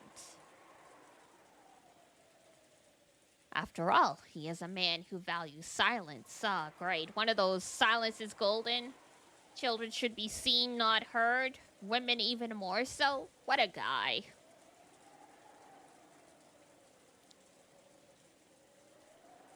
It wouldn't have been out of the ordinary for him to shut himself up in some library after purposefully not telling anyone where he was going. That is very mafia mentality. Yeah. This game is set in the 80s, just like Higurashi.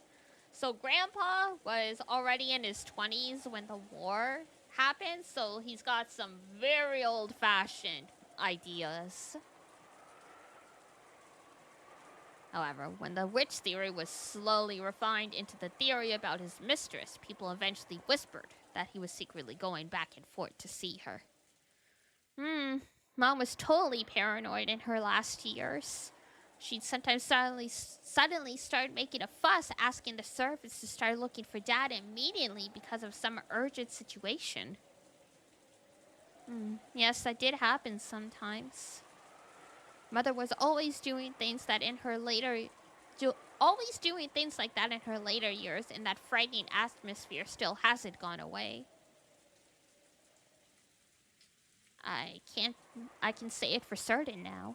She was a person to be pitied.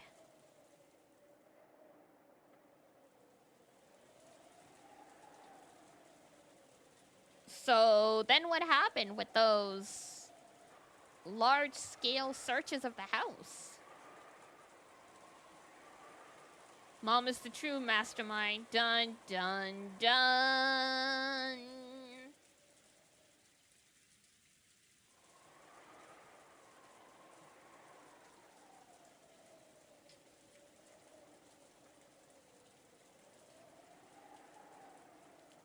Did they find anything? No. Father wasn't caught foolishly in a hidden room even once. Always after a long time had passed, he would suddenly show up somewhere. Then he'd say that he'd taken a nap in some library room, or that the wind had summoned him to take a walk on the beach.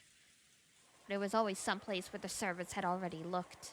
We never knew where Father had gone. Even at that time, Grandfather was famous for his occult inclinations.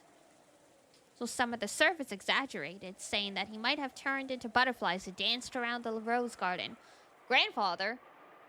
Don't you mean father?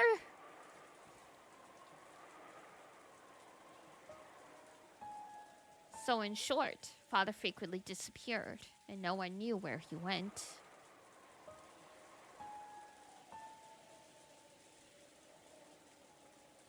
Yeah. Could just say mafia lady, not a cult. Oh, he is into a cult.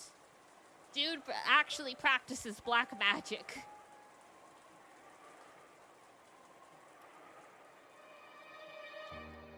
Yeah, since we couldn't find him, no matter how much we looked inside the mansion, we got more and more sure that Dad might have been somewhere outside. Explains Maria very well now. Yup.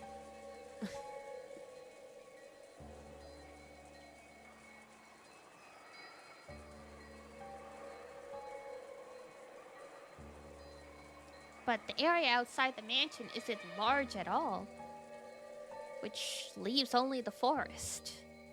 And if you tie that in with the legend of the witch, you get a theory like this. Father actually built a hidden mansion somewhere in the forest, inside of which a mistress by the name of Beatrice lived, and he sometimes went to see her. I was also young at the time. I was so eager to find where Father was having his affair that at one time I followed him when he went outside. Of course, it was a failure. Every time Father went out, he was oddly intent on avoiding places where he might be seen, and was extremely careful to prevent anyone from spotting him. And he was extraordinarily earnest in his attempts to do so. But that actually made me sure. He must have been going out for some reason that the members of his family couldn't know about. Classic mafia yakuza cult, yeah. It's a great family.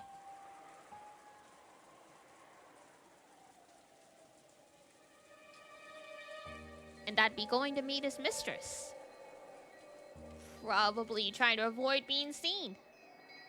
After seeing Hideyoshi nod and say yes, yes, as though that was quite obvious, Ava got a little sullen. Oh, don't start throwing accusations at him for cheating. Now's not the time.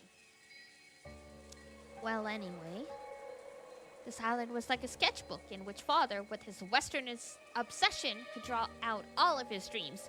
Oh yeah, Guy is a frickin' like Western boo, or however you want to call someone who is obsessed with like the West. That's why all of his kids have like Western names, even though they're all 100% pure-blooded Japanese.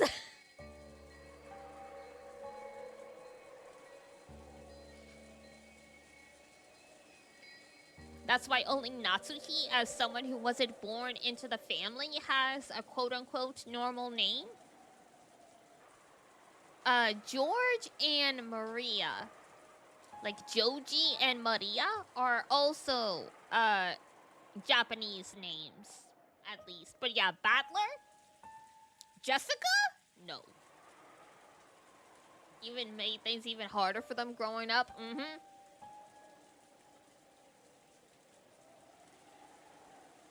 Like, Ava and Rosa at least didn't have it too bad.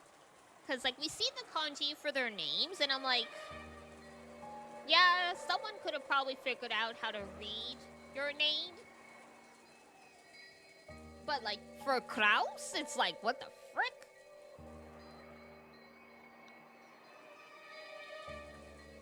Maria is so Spanish, though it is. But it's a name that's kind of been incorporated into the Japanese language. So it's... I don't know if I want to say it's common, but it's more common. Because, you know, there's Mari and Marie and Maria. There's also, like, Marina.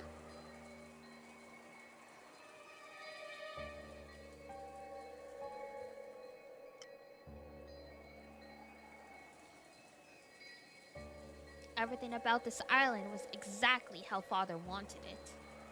And would it be odd at all if there was a hidden mansion somewhere for his mistress to live in?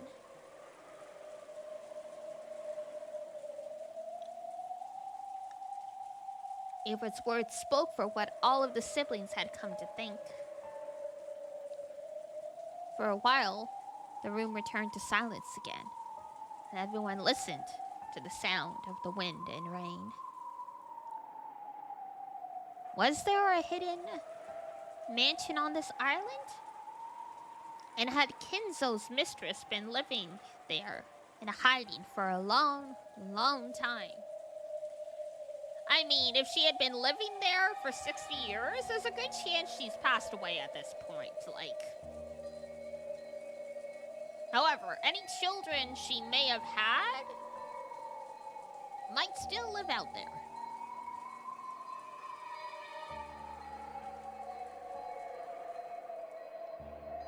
Really though, Kraus and Natsuhi, as the ones living on the island and helping to manage all of the family affairs, they would know best. Because look, you can say there isn't a mistress, but money doesn't lie. The paper trail does not lie. We're on an island here. All the supplies have to be brought in, right? Start doing the math. Where did, like, you know, the extra 30 pounds of potatoes go, you know? Like, stuff like that. That's how you start tracking that stuff down.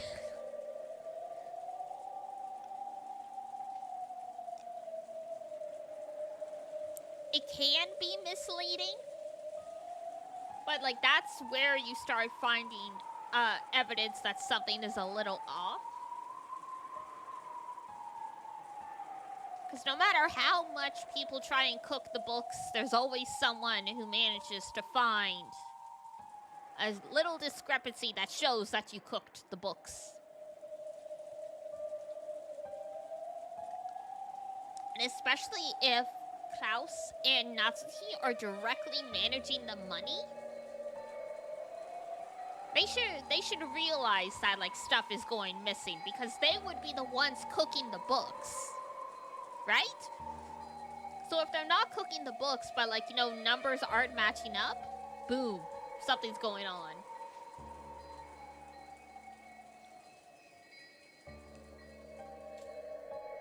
Damn it, Sherlock Holmes!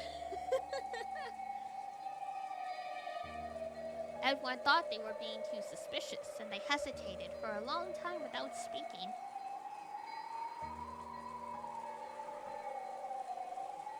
But everyone shared a common opinion. Kyrie, who had been listening the whole time with her eyes closed, spoke to no one in particular. How long has this rumor about Father's mistress been around? As soon as we moved to this island, about 30 years ago.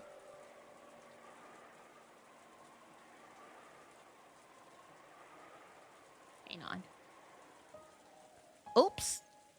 That's not what I meant to do. There we go. That's what I wanted to check. Does it say the age?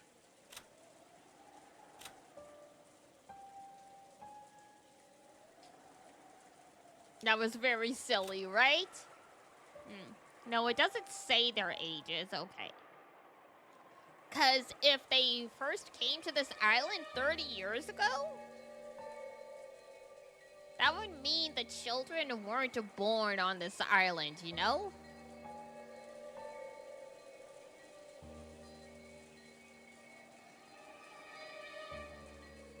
Because, like, they're all obviously older than 30, you know? Even if you want to argue that Rosa is, like, you know, the youngest at, like, 20 or something. If Rosa is the youngest, so she's 20, and they came to this island 30 years ago, she would be the only one who was born on the island.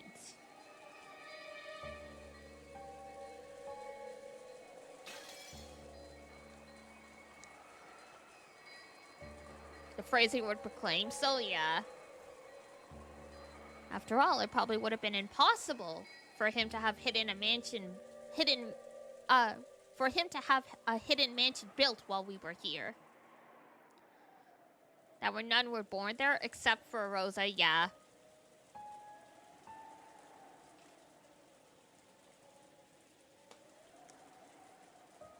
Interesting. I want to know where they lived before that then.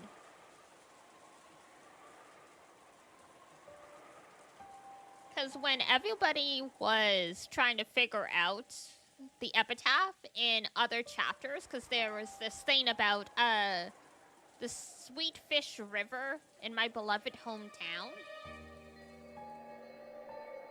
and everyone was like guessing really broadly, but Kinzo was not from like the main Ushinomiya family. Like the whole reason he ended up becoming the head is because 80% of the family died in the Great Kanto earthquake. So they found him in some, like, remote village and, like, brought him to, like, the city, basically.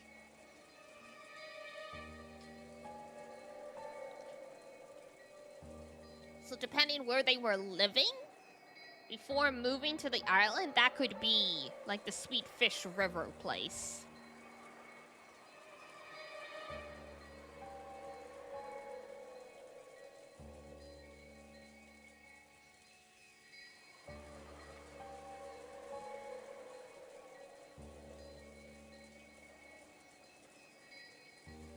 Maybe he is the only one who remembers it, yeah.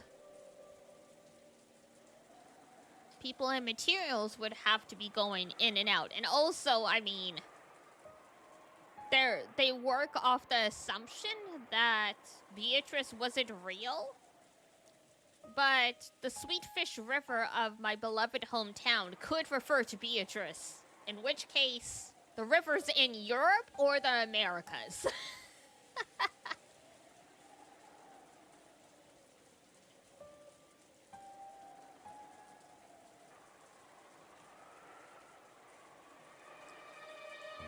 People and materials would have to be going in and out. It would have been exposed quickly. So if it was possible, it happened before we moved here. I'd sooner believe the EU, yeah.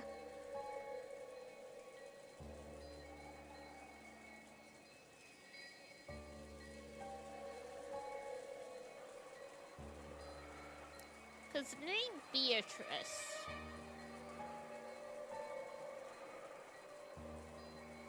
I don't think the name Beatrice itself is particularly popular in any European country. Like, you know, it's not like, you know, Maria, that's like very clearly super Spanish kind of thing. Beatrice nomenclature.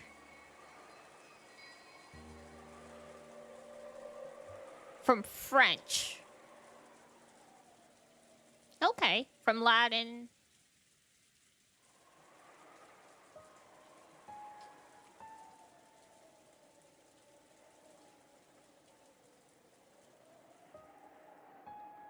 Oh, Beatrice, the Italian form of Beatrix. Okay. So she's either French or Italian then. Which would make sense, because if I'm remembering my European geography, Europe and, France and Europe are close to...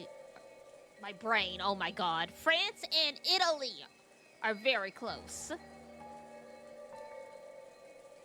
I was trying to type, like, Europe map at the same time as talking, and everything just came out garbled.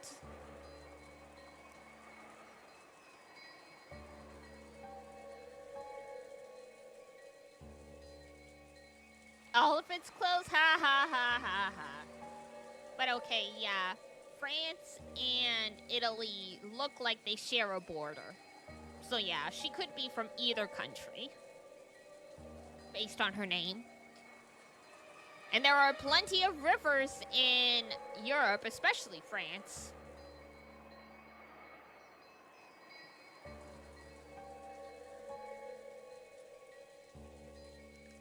It would probably could have been built along with this mansion when we were still living in Odawara. Oh! Well, there we go. Now we know where they were living. Odawara. Is that a fake city?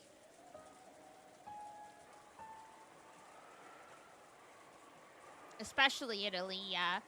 Nope! Odawara is an actual city. It is in Kanagawa. And Kanagawa is a prefecture that borders on the edge of Tokyo, I believe.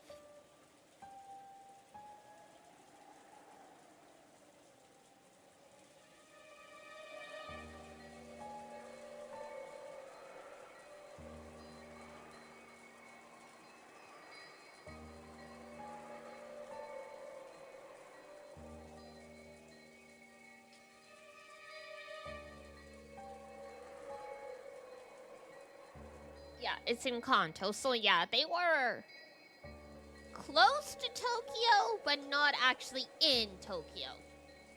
Like I've seen in some anime and manga where kids in Kanagawa commute to a school in Tokyo because it's close enough that, like, with public transit they can get there.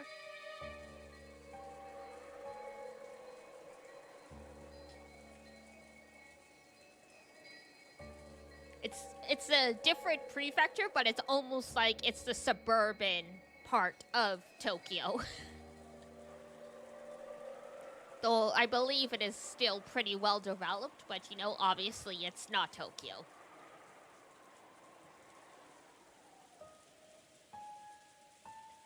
Since father had to set up a double life with his family and his mistress, it's probably reasonable to assume that he had it all planned from the beginning.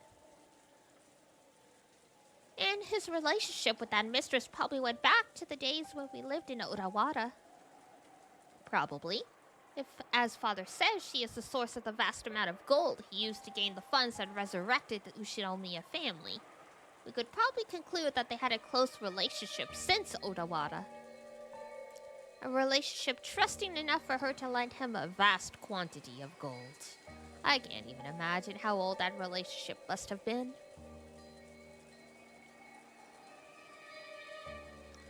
Perhaps father gave her some kind of valuable advice for succeeding in business.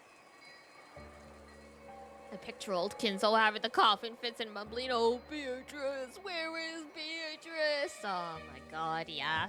I remember that.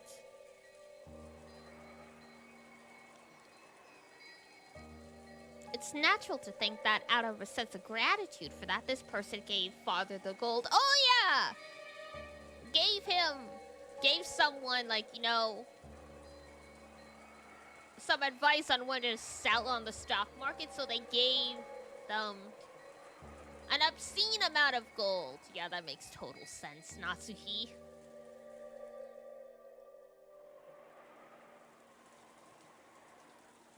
If you think about it that way, it's obvious they would have a close relationship after that.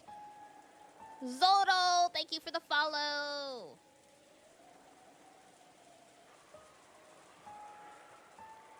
Rather than a festering relationship with a mistress, it was probably a relationship of gratitude to the person who saved the Ushinomiya family from its crisis. She is in so much denial.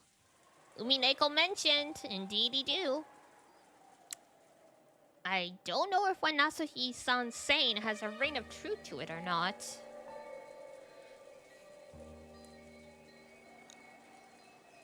But even in that case, isn't building a hidden mansion and having her live in it going a bit too far? Natsuhi clearly doesn't like any implication that Kenzo is not an upstanding family man. Even though, you know, I feel like it's a well-known fact that he beat his children. And also that he says horrible things about all of the people in his family. But she's like, oh, well, you know, father's just...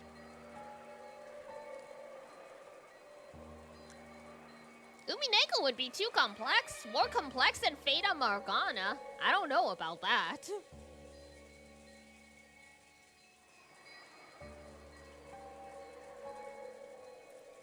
Fata Morgana gets pretty convoluted, but hey. I say, if you want to play Umineko, play Umineko. Spite is a powerful motivator.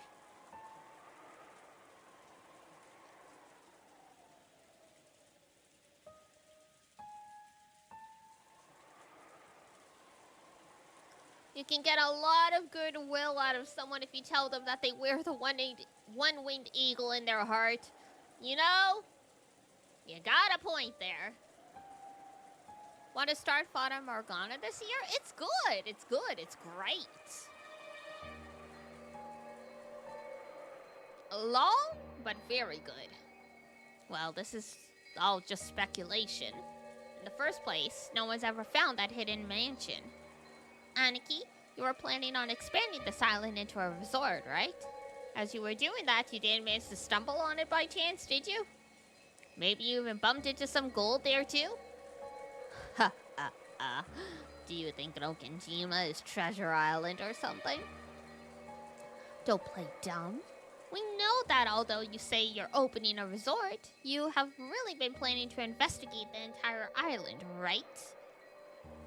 Judging by all that trouble and confusion we were talking about earlier, you haven't been very successful, have you? I don't know what you're talking about, but it's a misunderstanding. Isn't it perfectly natural that investigating this island would be the first step to turning it into a resort? Kraus tried to play dumb, but it was plainly obvious to his siblings who knew him so well.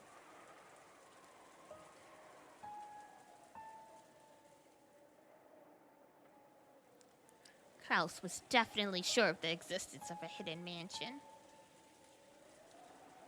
And under the pretense of opening a resort, he had been closely investigating the island, searching for a clue as to the location of the hidden gold. They couldn't tell whether that conviction was just him overthinking things or whether it was based on some physical proof. Still, if Kraus, with all his guile, was sure, that was enough proof for the other siblings, too.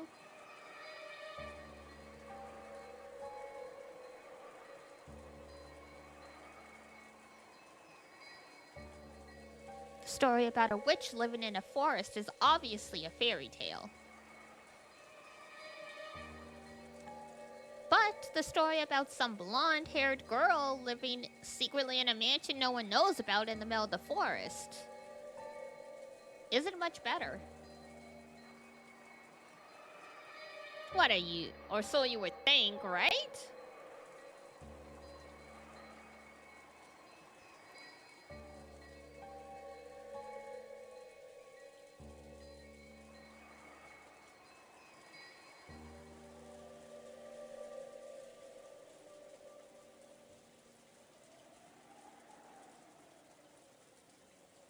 That's right.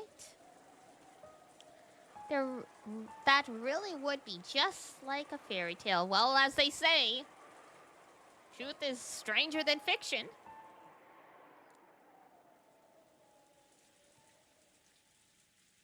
You like those, don't you, Rosa? Huh? Well...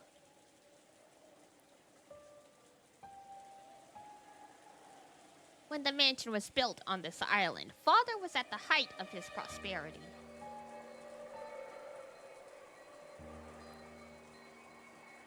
With his money, he could probably obtain anything, making any of his wild imaginings real. There is often truth within the fairy tales, so true. Because, I mean, this stuff comes from somewhere.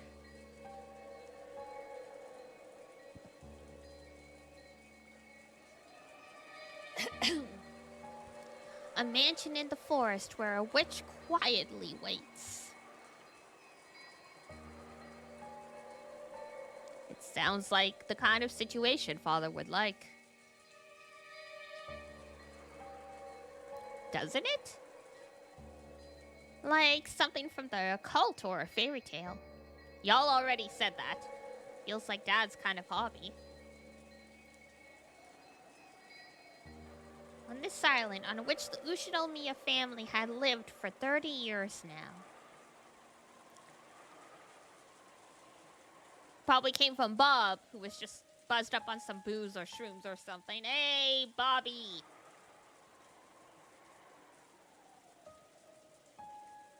A hidden mansion that no one knew about had been quietly built to house a witch about whom nothing was known, except what could be guessed from a portrait. Even this hastily thrown together theory might not be completely delusional, considering all of Kinzo's strange habits and his vast wealth.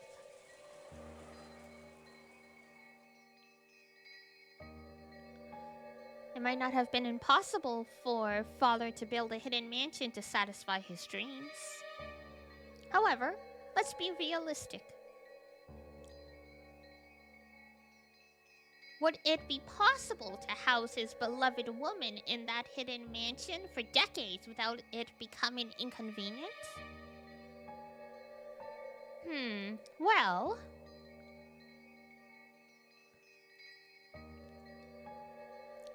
if there was love, it could have been doable, right?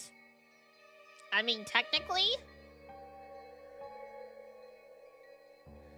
But love often erodes away in the face of hardship and inconvenience. And if he really, really, really loved his money, and she was making him spend a lot of money, well...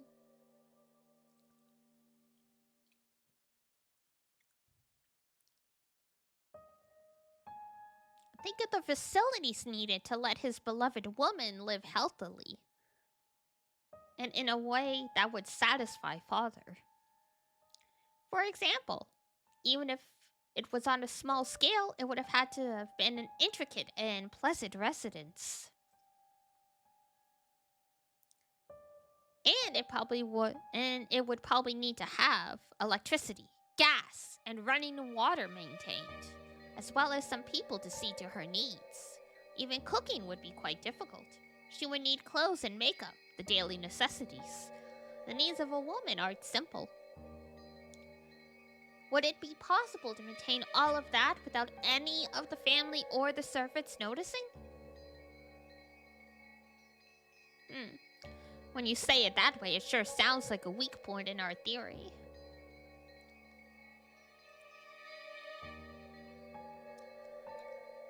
But that isn't enough to get rid of my feeling that Dad might have been able to do it anyway. After all, it's Dad we're talking about. God. He's God, apparently. That's right. It's our Father.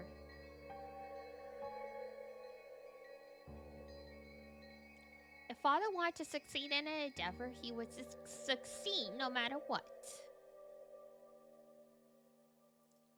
Saying that something would be difficult for a normal person, and therefore impossible, doesn't apply when it comes to Father.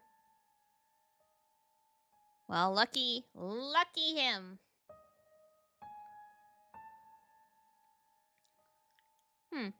Indeed.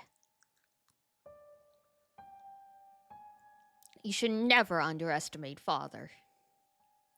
Father's madness can't be understood by normal people.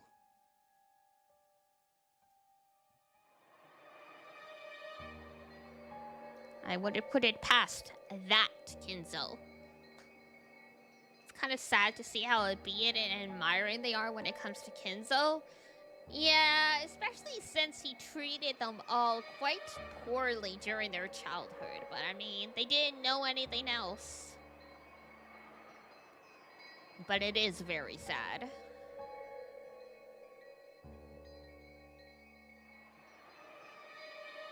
As long as you stick to this phrase, a considerable amount of credibility can dwell in any absurd story. However, that didn't cause the importance of what Kiria had said to waver. That was different from stealthily raising a kitten in a cardboard box and keeping it a secret from your parents. Taking care of a person in secret over a period of 30 years would be an incalculably massive task.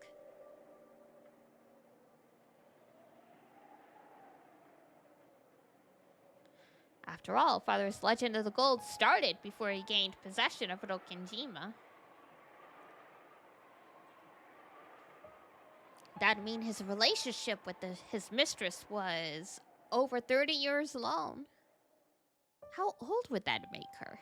In the worst case, she could be as old as us or older, right? By that age, the body starts to break down.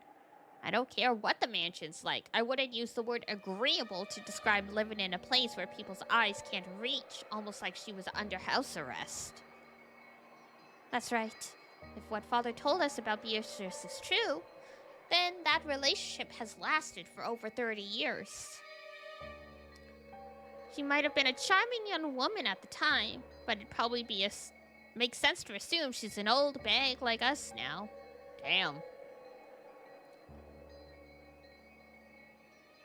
I can easily imagine that, given the contents of that letter. You should talk. Go screw yourself. Kraus laughed as if none of this applied to him.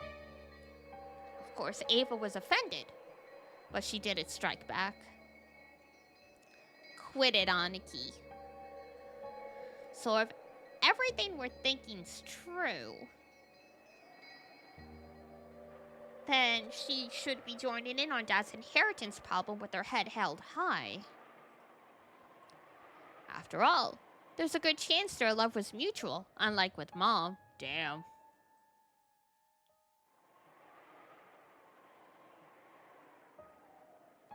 Even if she knows she's his mistress, she might also be proud to be his true wife. I mean, honestly, if she was still alive, as soon as the legal wife died, he would have moved her into the mansion. Like,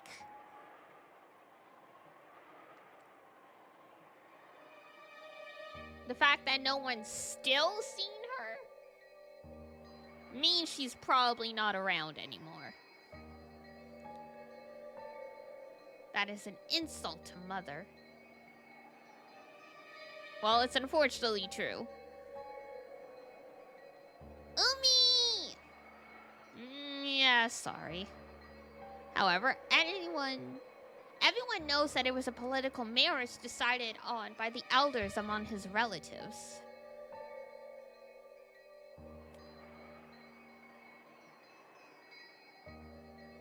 Because of that, it definitely wouldn't be strange for Dad to have a mistress.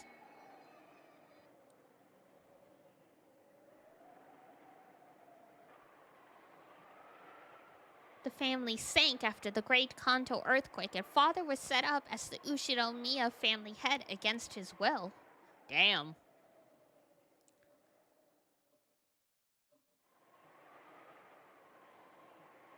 However, in the beginning, the elder relatives treated Kinzo like a dummy and influenced him powerfully, almost like he was a puppet. He wasn't permitted to decide anything by himself, not even his marriage partner.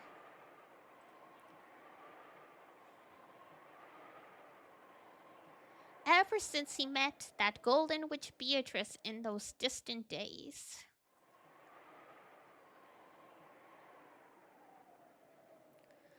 Kinzo's legend of the gold was quickly embellished into something dramatic.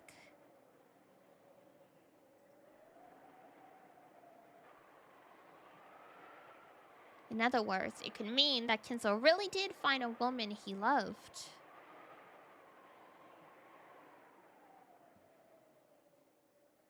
If she also knew the whole story.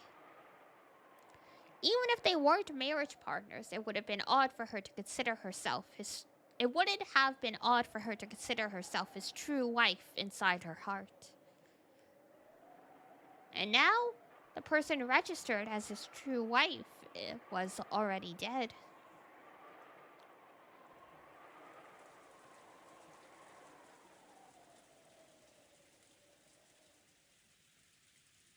Which means she might feel confident staking her claim, not just for the rights of the headship, but regarding the battle not just for the rights to his assets, but regarding the battle over the headship too. I see. I'm starting to see the purpose of this letter. This headship goes to solve one... The headship goes to the one who solves the riddle of the epitaph. Is that what it means? Even if that mistress was added into the family ranking system, she isn't a direct relative of father, so she'd be inferior to even the children. In other words, she'd be one step below Rosa in rank.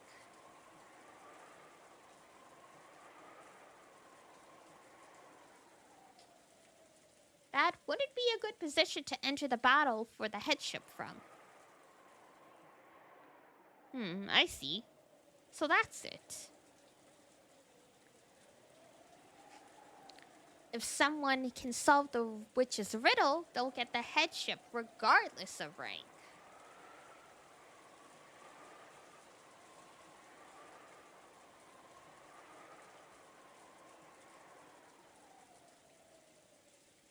In other words, it's the most advantageous condition Beatrice could possibly get, since she's got no choice otherwise.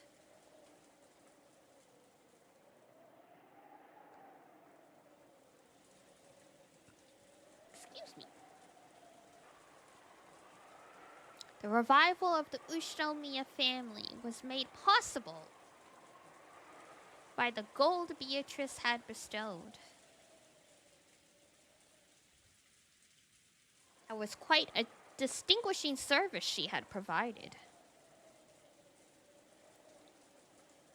So it was natural that she would think of herself as the one who should inherit it. It would be natural for her to despise the thought of giving it up to the children of the wife Kinzo never loved. How could she be so impudent? Oh, suddenly you believe in her now? Even if such a mistress actually exists, joining in on the battle for the rights to the head's inheritance would be a reckless action far above her place.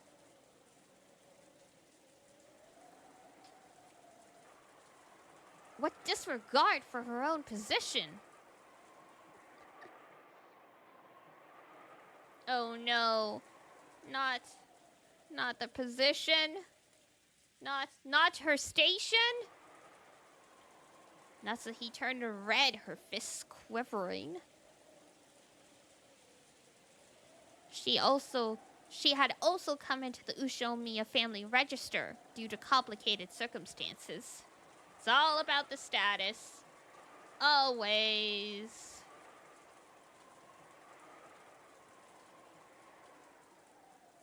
Those who knew that understood more or less why she was so angry for the sake of Kinzo's dead wife.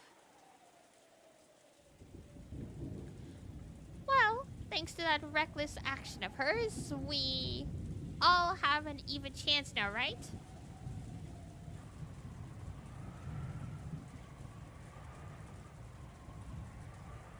Father has even given us his silent approval.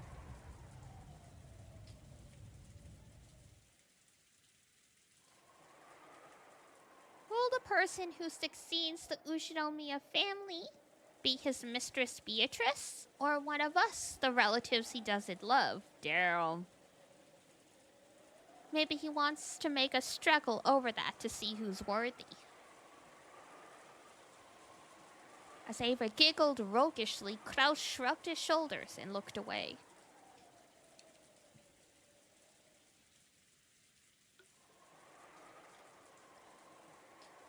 However, since she's the one who brought this rule to light in the first place, maybe that means it gives her a significant advantage. That's right. In the first place, if Beatrice meant that letter literally, then she's father's alchemist. In other words, she's the manager of his gold. It wouldn't be strange at all if she knew where it was hidden, would it? Isn't that harsh? It's like she's giving us a riddle she knows the answer to. I mean, do you ask people riddles you don't know the answer to? Shouldn't the person asking the riddle already know the answer? Otherwise, how do you determine whether it's right or not?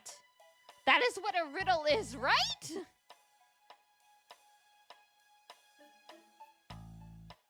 This guy is not too smart. Oh, poor guy. Yeah, I mean, they've talked in another chapter where he's the CEO of a company that manages restaurant chains, and he's a good guy, he works hard, cares about his employees, but then they decided to go public on the stock market, and the board of directors very quietly stole basically the majority of the shares out from under him. And he didn't realize it until it was too late to really stop it. So they had been trying to buy back shares at an exceedingly high price, and that's why they desperately need money right now.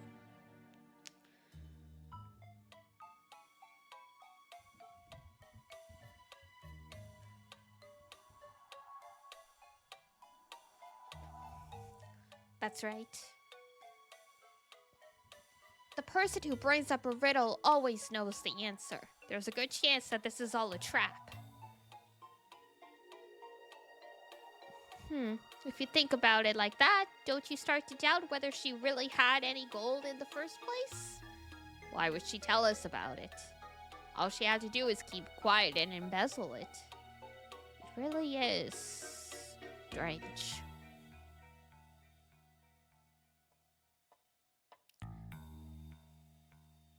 It certainly was the case.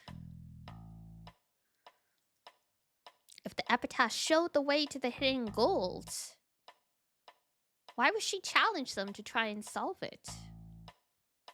If they actually did solve it, wouldn't the gold all be stolen from her? Could it be that this person was trying to stir the siblings up so they could solve the epitaph? And then plan to steal it away at the last second? It was an extremely logical possibility.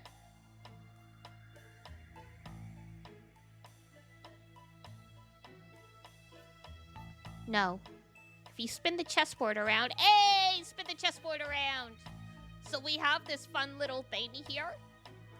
Every time someone in the game says spin the chessboard around, you have to put $1 in your savings account. Or a piggy bank or something. So everybody put $1 in your account. Why are you so certain? Wait, Aniki. Kirie, please keep talking. Why do you think that? After all, do they really think we'll let go of the Ushinomiya family headship? Just because someone tells us the answer to the riddle in the witch's epitaph? I already put 10 speckles in the DD savings account. True, thank you.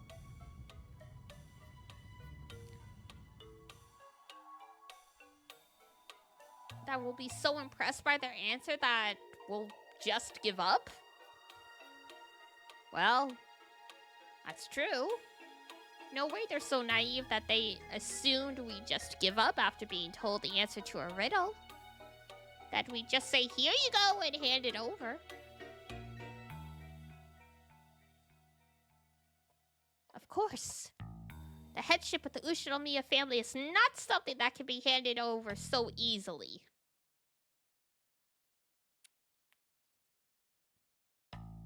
That's it exactly.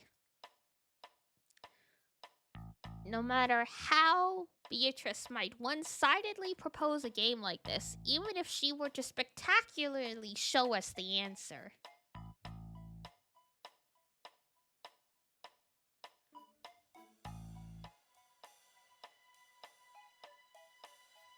There's no way we'd obediently hand over the headship.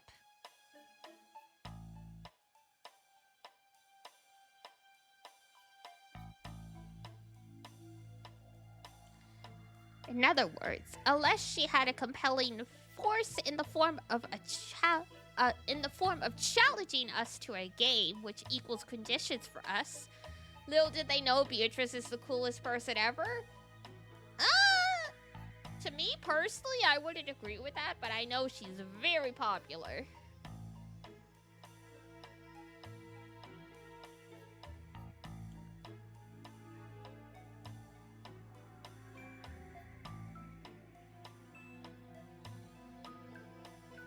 Sorry, I just don't like her, okay? She's kind of nasty.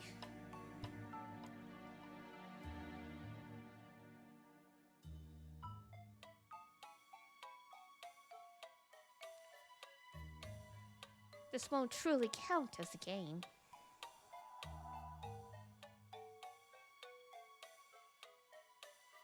You're right.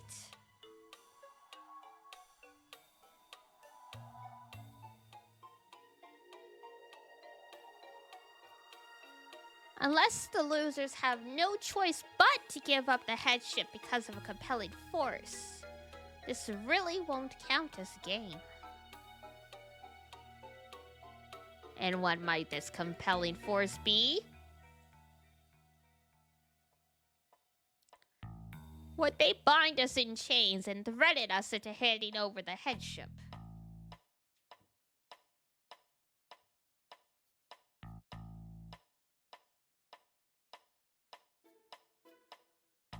Anything's possible, right?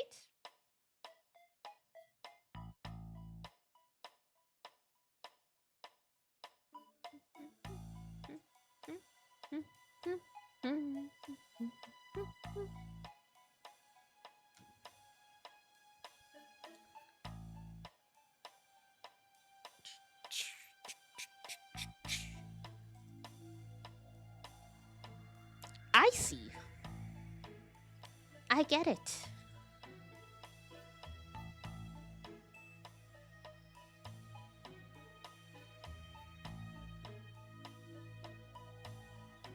They just have to do something to make us want to give up the headship willingly.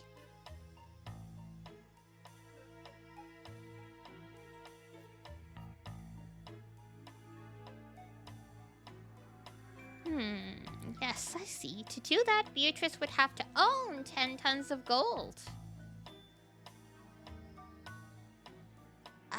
I see. I get it too.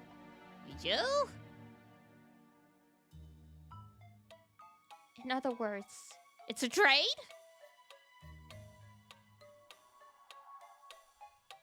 Huh?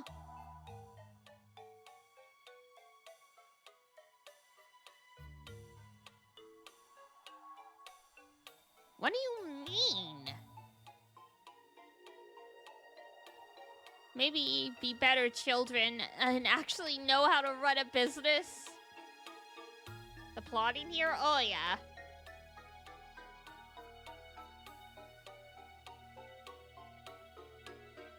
They are stewing and stewing and stewing and stewing.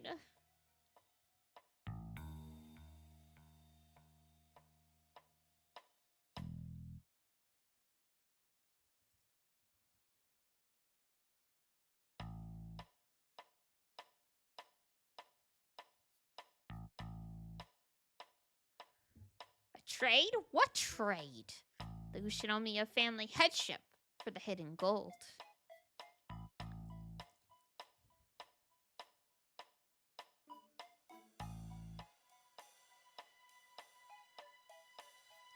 Beatrice surely plans to tell us the location of the 10 tons of gold and use that as a bribe to gain the Ushinomiya family headship.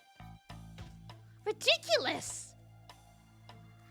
They want to trade the headship of the glorious Ushinomiya family for money? Yeah, what's wrong with that?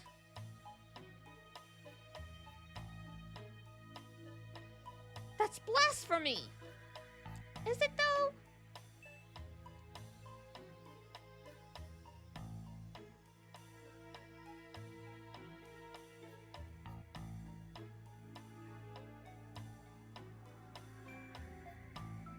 Please listen without getting mad.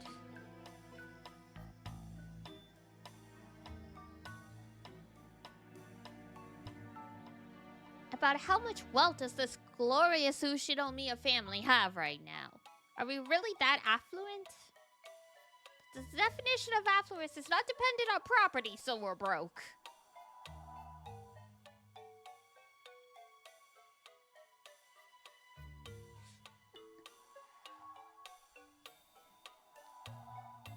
Like, nice attempt to cover it, but like... if you start talking about like, oh, like affluence is not determined by property or like monetary value, I'm like... it totally is. Like, what do you think, like, you know, when they say, oh, like, so-and-so is worth X amount of money? What do you think they use to calculate that? The value of their assets. They're not taking, like, their, they're not saying that they're worth $10 million because they donate to charity.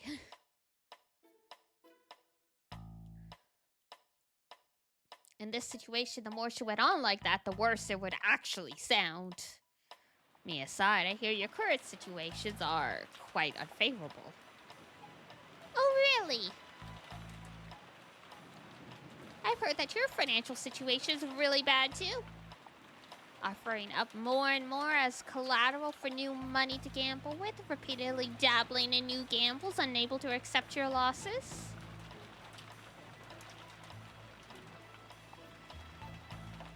If we count what's going on behind the scenes, you're in even bigger financial straits than the rest of us. Just how much money have you lost, Nissan? You have no talent. Okay, calm down, simmer down, everybody. Who are you saying has no talent? And what do you mean financial straits? Natsuki became indignant once more, but Klaus raised his hand again and interrupted her. It seems you are making a small mistake. Business is not something that can be judged based on current progress alone.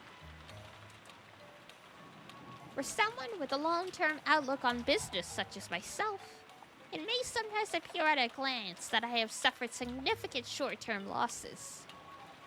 Aniki, we've been collecting evidence. Your position right now isn't one to be proud of. So this is what Kirie is trying to say. Every one of us has got money trouble, and Beatrice has 10 tons of gold. As the only person who knows the location of the 10 tons of gold, Beatrice is planning on using it to force us to sell the headship. About how much is 10 tons of gold worth? The rough estimates, let's say 2 billion yen? No, 20 billion yen. With that much piled up, we'd be ecstatic to accept her as the successor.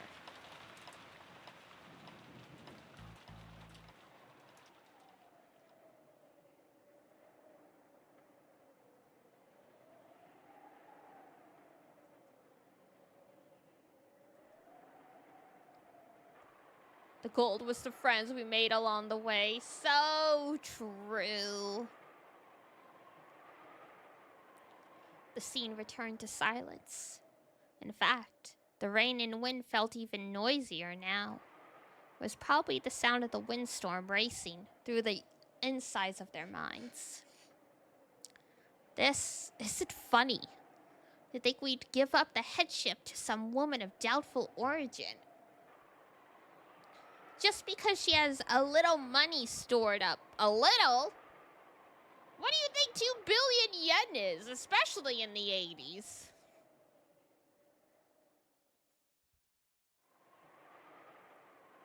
Don't be stupid. The headship wasn't even yours in the first place, right? We've got nothing to lose and money to gain. We'll have to calculate our profit and loss, but it's something worth listening to.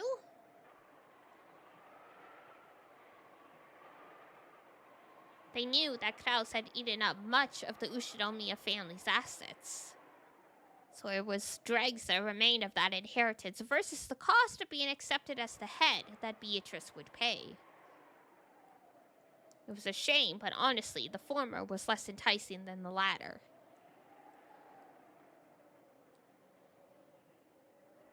Well, it probably wouldn't end as 4 equal portions. Since Aniki would be giving up his portion of successor, his portion would have to be larger. Makes me feel kind of jealous, you know? Dear, the amount of money isn't the problem, right? Your cowardly younger siblings are trying to sell the glory of the Ushinomiya family for money, don't you see? Why aren't you displaying your dignity as the oldest son? Natsuhi, stay quiet for a while. Dear? What a nice guy. This is a dizzying proposal. We were each planning on getting 250 million yen out of Aniki. If the witch treats us with 10% of those 10 tons, that's 2 billion. Yeah! That means she'd be treating us with 10 times our original goal. That alone would be more than enough for us. It's not like I've got any attachment to the Ushinomiya name. I'd be happy to sell it off. Even if 10 tons is a slightly optimistic figure. Yes, it'd still be a fascinating prospect for us. We were trying to form an alliance among the siblings to kick this outsider called Beatrice out. But if this is her plan, it'll tear apart the unity between us. Yeah, by this point, we can state it clearly. The goal of Beatrice's letter was to disrupt our alliance.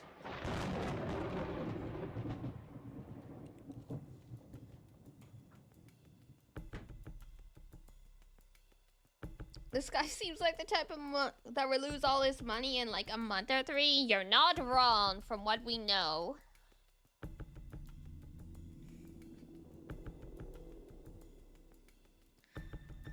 If the 3 siblings, who never had anything to do with the inheritance, were paid enough money to satisfy them, they would happily accept Beatrice as the next head. A moat had been dug all around Kraus. In that case, the negotiations would be one-on-one between her and Kraus. He tried to look strong, but Kraus's financial and political situation was extremely weak. He might bluff in front of his siblings, but on the inside, he was considering entering the negotiations depending on the sum of the money involved. In order to bury his losses, Kraus had taken advantage of the fact that Kinzo had shut himself up in his room and had embezzled Kinzo's personal assets. Well, you're cooked.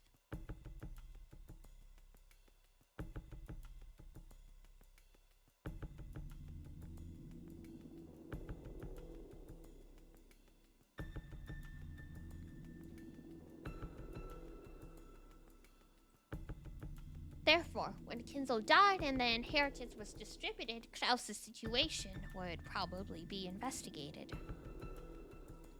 But if he gave up his seat as the head to Beatrice, she would also receive rights to the assets, and as a result, the distribution of the inheritance to the siblings would not occur. In other words, Kraus's embezzlement might not have to be made known to the other siblings. Of course, the siblings were frightened of Kinzo, but it was doubtful whether they actually respected him as a father. After the way he treated them, understandable.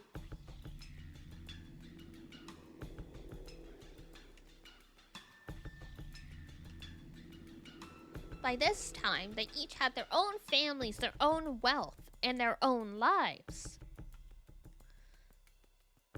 If they were paid enough money in exchange for Rokenjima, the wreckage of Kinzo's dreams, there was a significant likelihood that they'd relinquish the Ushinomiya family name. In other words, Beatrice's victory was already guaranteed in this game. Not as the winner of Beatrice's game, but as the winner of as the winner of Kinzo's game. Kinzo once ordered that the epitaph be put on display.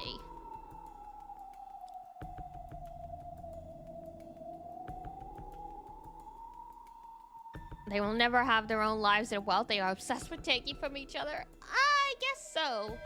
It sounds like, other than at this family conference once a year, they have very little to do with each other the rest of the year. But with Kinzo gone, who knows? And until today, no one had solved it.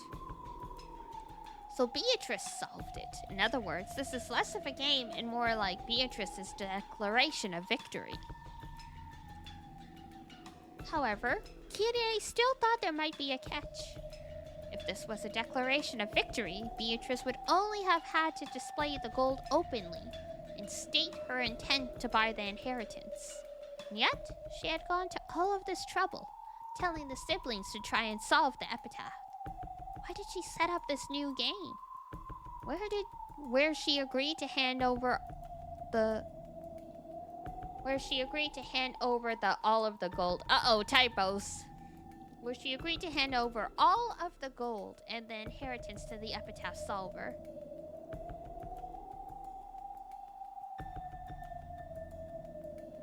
Kirei tried spinning the chessboard around several times. More money in the bank. She searched for the sort of ideal strategy Beatrice might be after, something that could lead to this kind of thinking. The real scary part of the game, the typos! The typos! I mean, considering how much text there is in a game like this, a typo here or there is somewhat expected, but it's still like, uh-oh. In the end, she reached a single conclusion. Could it be arrogance? Or maybe she's playing? What are you talking about? The witch sent us a letter of challenge, forcing us to try and solve the epitaph. She might be taking us lightly, thinking we could never solve it. However, at the very least, there ought to be an extremely small chance that we do solve it. After all, we have here 4 of Father's children by blood, right?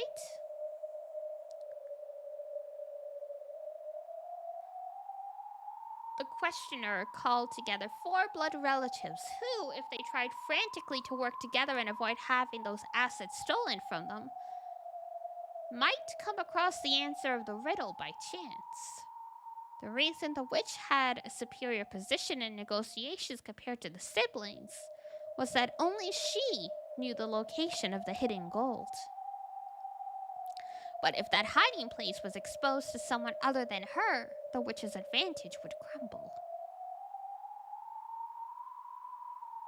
In short, Beatrice gains nothing but risk by writing this witch's letter of challenge. Of course, it might have had the effect of splitting apart the siblings' alliance. But if that was her only goal, why would she take this risk, however slight it might be? That seems reckless to me. But if we keep in mind a certain type of emotion, that risk becomes comprehensible. And you're saying it's arrogance. Yes, that's right. When people have an overwhelming advantage, they tend to get arrogant. And when they do, they want to show off that advantage to the losers, so they sometimes take on small risks. A moderate amount of risk adds a little spice to the joy of victory. It'd be boring to win without any risk. I understand. I like that kind of thing too. Yeah, I understand it well. I thought of a few plausible explanations for the true motive behind Beatrice's letter. But I think this really might be the truth. The emotion hidden behind that letter was arrogance. Arrogance. She's trying to throw her weight around, looking down on us as if there's no way we could figure out such a difficult epitaph. It might even be possible, if surprising, that the epitaph wasn't written by Father, but by her. Sounds great. Solve the riddle of the epitaph, she says. If only I solved it, I would be made the head, right? I'll solve it. I'll accept the witch's challenge. And if those other idiot siblings could solve it, I'll solve it by myself. And then I'll prove that I'm the one who's fit to succeed the Ushinomiya family. I'll take that challenge. I will. Solve the riddle. Dun dun dun!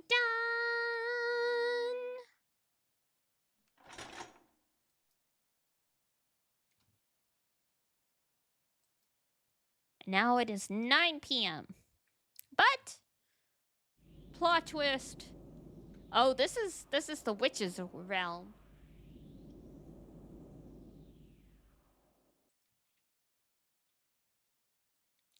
Ah, yes, Purgatorio. Alrighty. We will check in on Battler in Hell next time. Ah, yes, the Seven Sisters. Blazing Fist Guy! One punch! Alrighty. Time to wrap up for today. Yahoo! Dun dun dun. Alright, tomorrow we are playing some Persona 4 Golden. We're trying to hustle our way to the end. We're pretty close though. We're in Naoto's dungeon. For those of you who know the game, that means there's 3 more dungeons if I remember correctly. It's been a while since I've been this deep in the game. But yeah, let me see who I can send us to for a raid.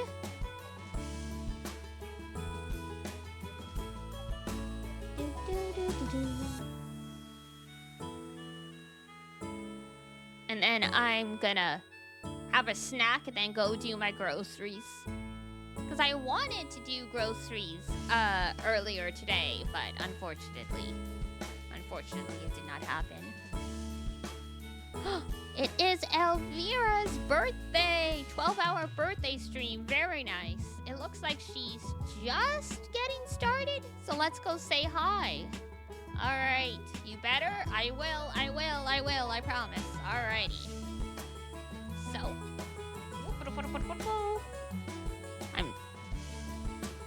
The cable for my mic is getting in the way of the keyboard. So here is Raid. And here's Discord. If we've got anyone who wants to keep up with us when we're not streaming. For now, that's gonna be it for me. I will see you guys tomorrow or next time, whenever you can stop by. Thank you, Aoi, again for the stream. If anyone from her stream is still hanging around, thanks a lot. Much appreciated. For now, that's it for me. So, if it's daytime where you are, have a wonderful rest of your day. And if it's nighttime, have a great rest when you head on off to bed. Until next time, take care of yourself, wash your face, brush your teeth, eat a good food. And I'll see you next time. Bye-bye! Bye-bye!